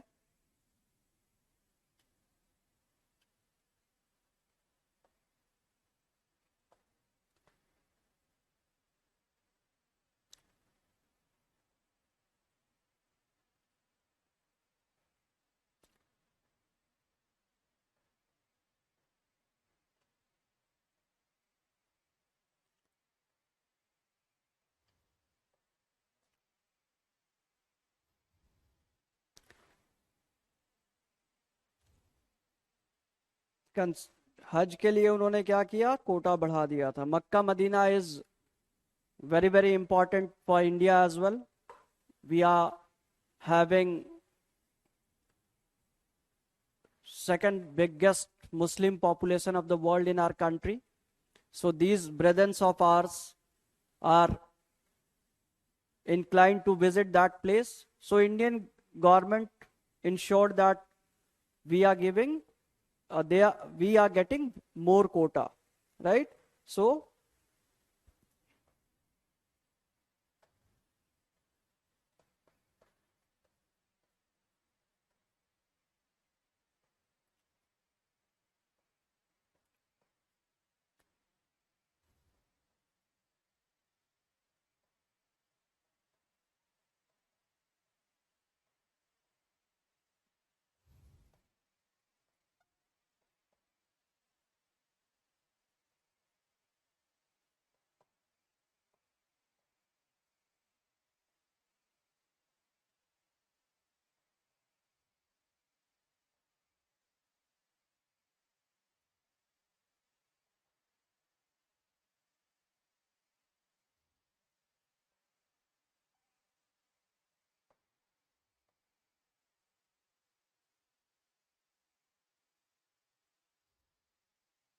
so culturally we are tied.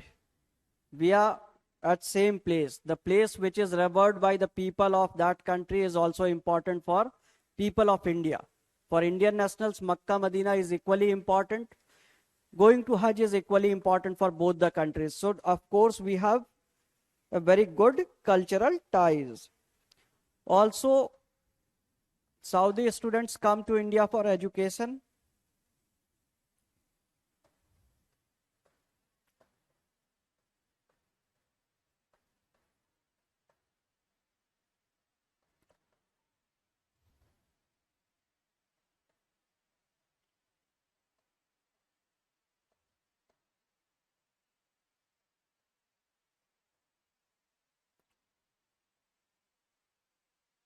Right?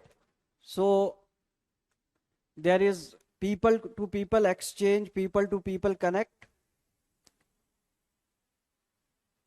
So this relationship is really, really important.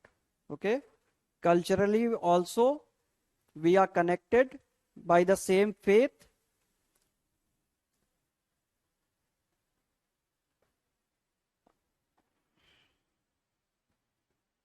ठीक है. So this is all about this relationship. Like I had said that it was in news because of the controversy surrounding the supply.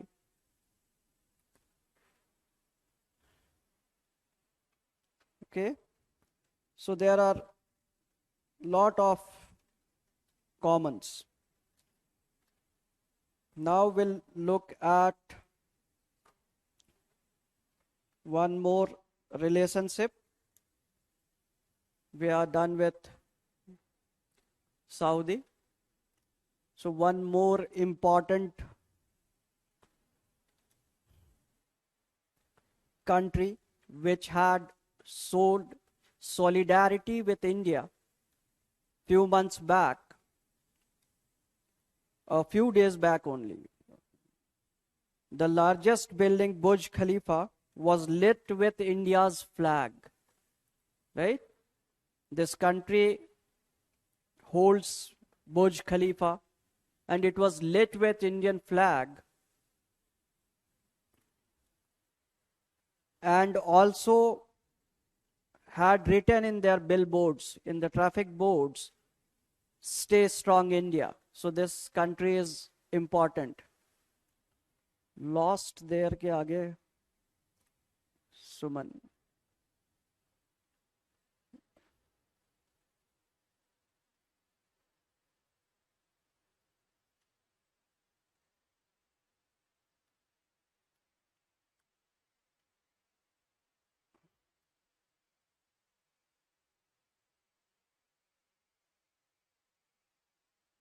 Jobs, lost their jobs.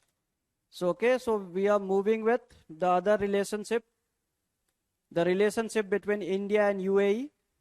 Like I said, they had shown solidarity with our problem, the things that we are facing. So now we'll start with India-UAE relations, the next country that we are heading to.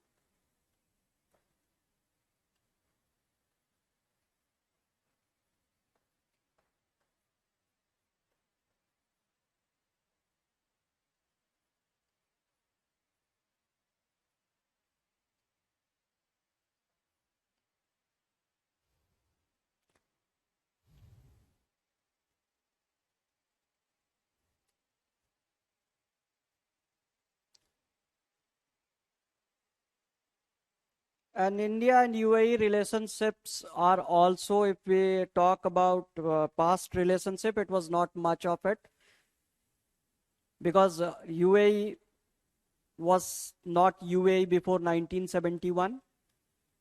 7 Emirates, right?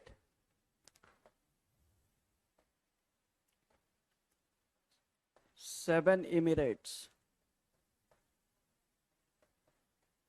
Emirates means places ruled by Amir.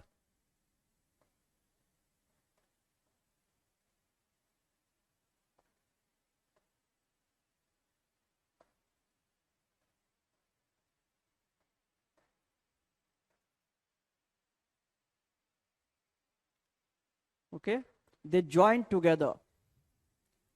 7 Emirates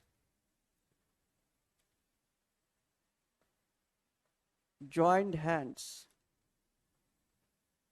okay, in 1971. So this is the year when India established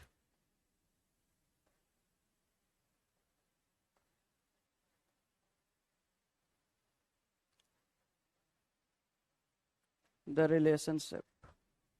Okay, this is the point when India started with the relationship with UAE.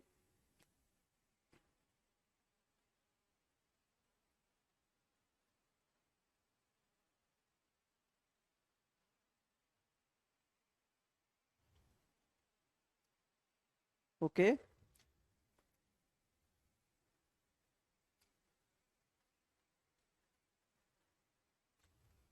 so initial relationship was bit cold, not much of engagement like we have seen with most of the countries of West Asia. But in 1975, India and UAE decided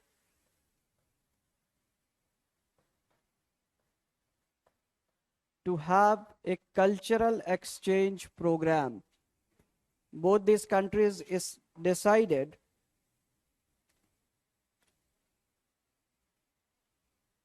to have bilateral cultural exchange program.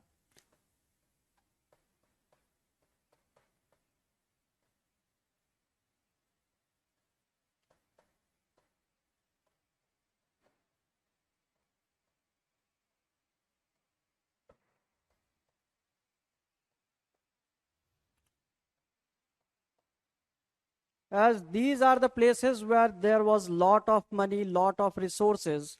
So of course, India wanted to have good relationship with these places. So in 1981, Mrs.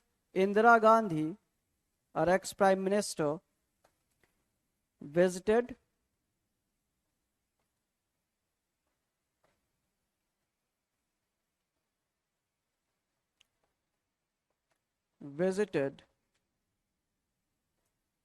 UAE. Okay. And hereafter, things were more or less driven well. A lot of engagements happened. And by the time 2008-9, 2008-9, it emerged as one of the biggest trading partners of India. Okay, 2008-9.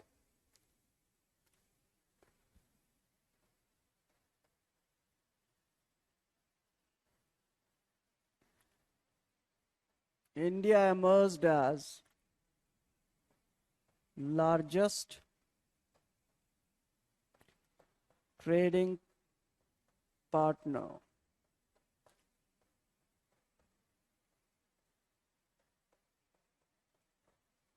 Okay, so of course the relationships were they were good, and hence the relationship was beneficial for both the countries. But when our recent Prime Minister came to power, so there were more and more engagements, and 2014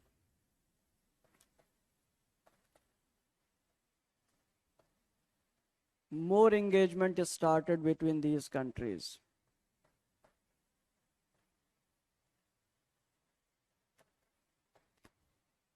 Right? So if you remember, if you have heard of, there was a time when even media used to say that Modi ji is always flying. They used to count that number of days he was away. Okay? So it was a time then. So he was trying to improve the relationship with some of these countries who can invest in India, who can help India grow faster. And in 2015, Modi ji visited, and that was a visit of significance because it was a visit after 34 years.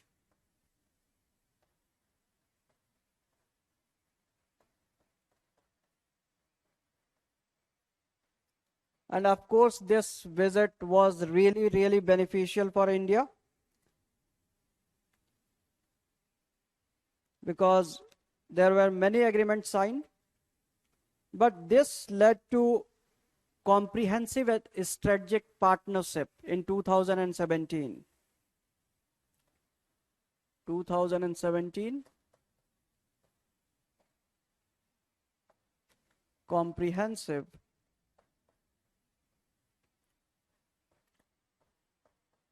strategic partnership agreement.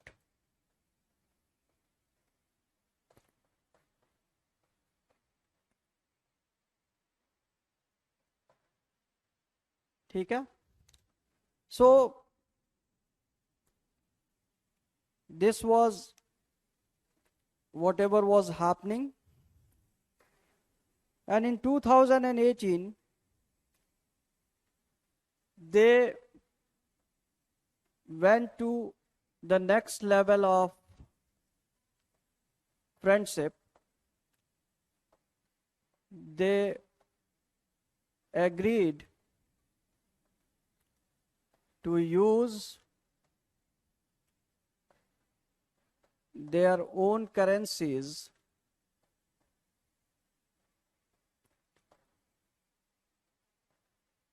instead of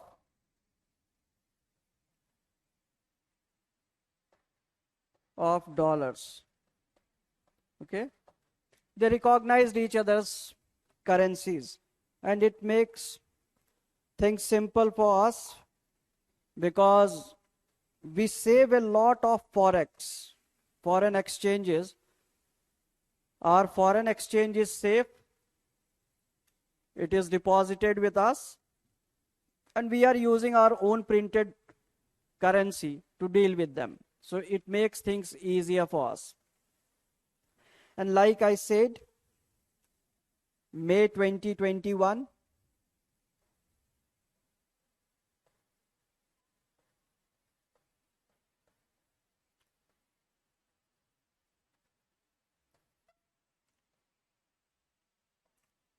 Burj Khalifa.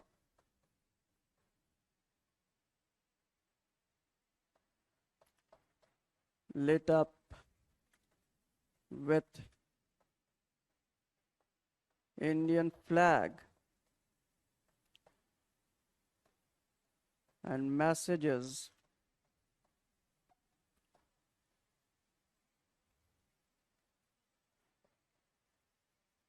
stay strong India.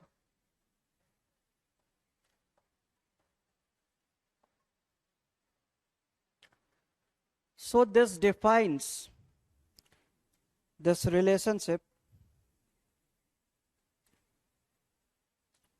And in the meanwhile, of course, some of the things happened that were not of much relevance, like our Prime Minister was awarded the highest civilian award in 2019. So it was an event that was important that year only. So, but there are some instances which, of course, bring disrepute to the country because of our own people. And if we talk about one such instance, it was at this point in time only during the COVID situation, during the holy period of Ramzan. Some of uh, our own people residing there, they did not follow the things that were expected out of them. And UAE was forced to imprison some of these people. But UAE itself conveyed the message that because of the idiotic behavior of some people, we are not going to label all Indians as such. They accepted that even their country has some people who do not respect the culture of other people. So they did not protest about it. But of course, it is the responsibility of the countrymen to respect the ethos of the country wherever they are. Because you are our flag bearers there. They are there, and so they are representing the Indian culture. But these things are not much of relevance when it comes to, and this was again printed by some of the newspapers in India only. The incident of the last year, that last year this thing had happened. As I said, the only Indian newspapers are printing Indian variant. Only Indian people employed in WHO are saying Indian variant. But rest of the world is calling it 167, B167 variant. So lot of things happening. Now we'll look at some of the aspects of cooperation. And here, like I said, the kafala system exists in this country as well. So first thing, very common things, we'll start with the energy cooperation between these two countries.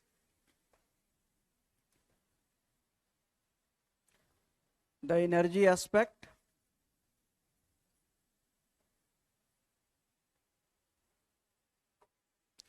And of course, as far as the most recent data that you can see, it is the second biggest provider of crude oil to India. But I'll write one of the biggest supplier of crude oil because these positions often change quickly. One of the biggest supplier of crude oil to India.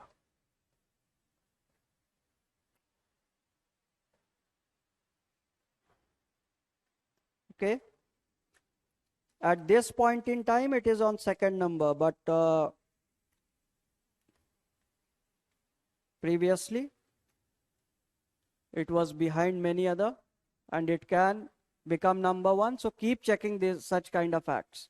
And like I said, Saudi Arabia and UAE. Same points together,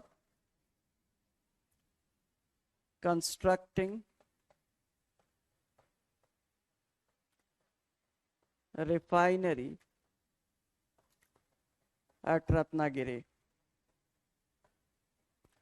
Just a while ago, we talked about Armaco. The same point, the common point between these two countries. And they have also agreed,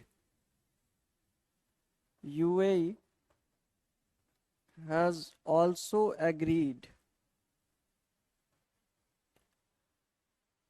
to contribute to India's strategic reserves.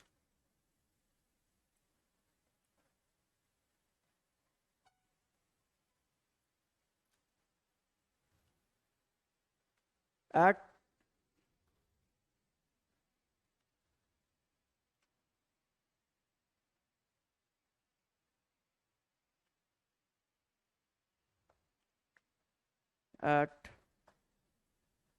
Padur and Mysore. So you must have read this thing, right? Energy resources in geography, India's strategic reserves. You must have petroleum resources. Whenever you were discussing this thing, you must have read about strategic crude oil reserves. India's strategic crude oil reserves. It is at 4 places, Padur and Mysore. These are the 2 places, plus Visakhapatnam and Jaipur. So what do you understand by strategic crude oil reserves? This is a strategic crude oil reserve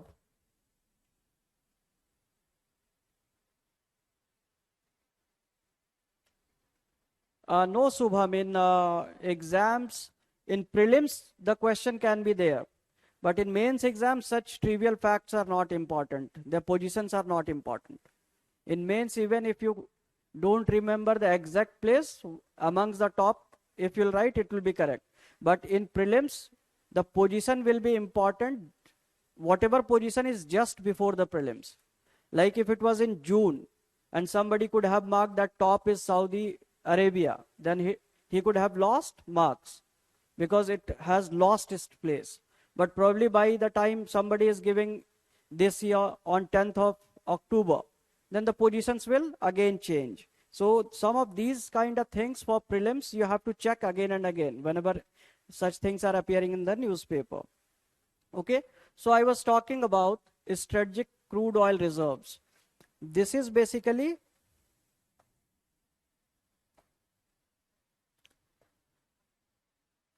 $90-day reserve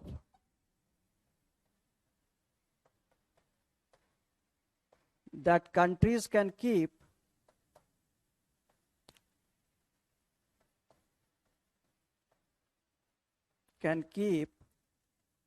so that they can use them in case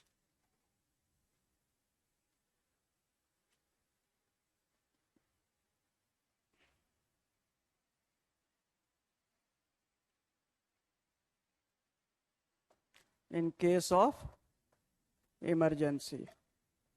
अब ये emergency कैसी हो सकती है? Provider nation क्या है कि लड़ाई हो, it can get engaged in war or some other causes. So every country can store petroleum crude oil resources for 90 days so that even if some emergency is there, they can utilize those resources. So India is developing these resources at 4 places, Visakhapatnam, Padur, Mangaluru, and recently, the most recent one is Jaipur. And probably they can add some more. Okay. So all these aspects are important. And beyond this, we'll be looking at tomorrow. No, tomorrow I'll not be taking classes. Tomorrow I have to go for vaccination. So I'll not be able to take your classes. From day after tomorrow, we'll be again starting with this thing.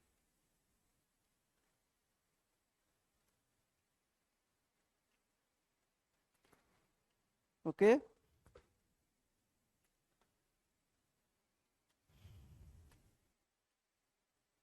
So this is all I had to discuss. Day after tomorrow, we'll be discussing rest of the things, and I hope these things you have noted down well and you are revising as well. Revisions are very, very important. So keep revising the things and try to locate these places as well on maps, because these are in news. They can ask some of these aspects. So go through the atlases as well. So this is all for today. I hope everyone amongst you stays healthy, safe, take all precautions. And again, we'll be meeting day after tomorrow at the same time, most probably. And we'll complete this relationship, and we'll talk about the most anticipated news that is happening. India and Israel relationship will be starting after completing this topic. So have a great time. Stay healthy and blessed. Take care.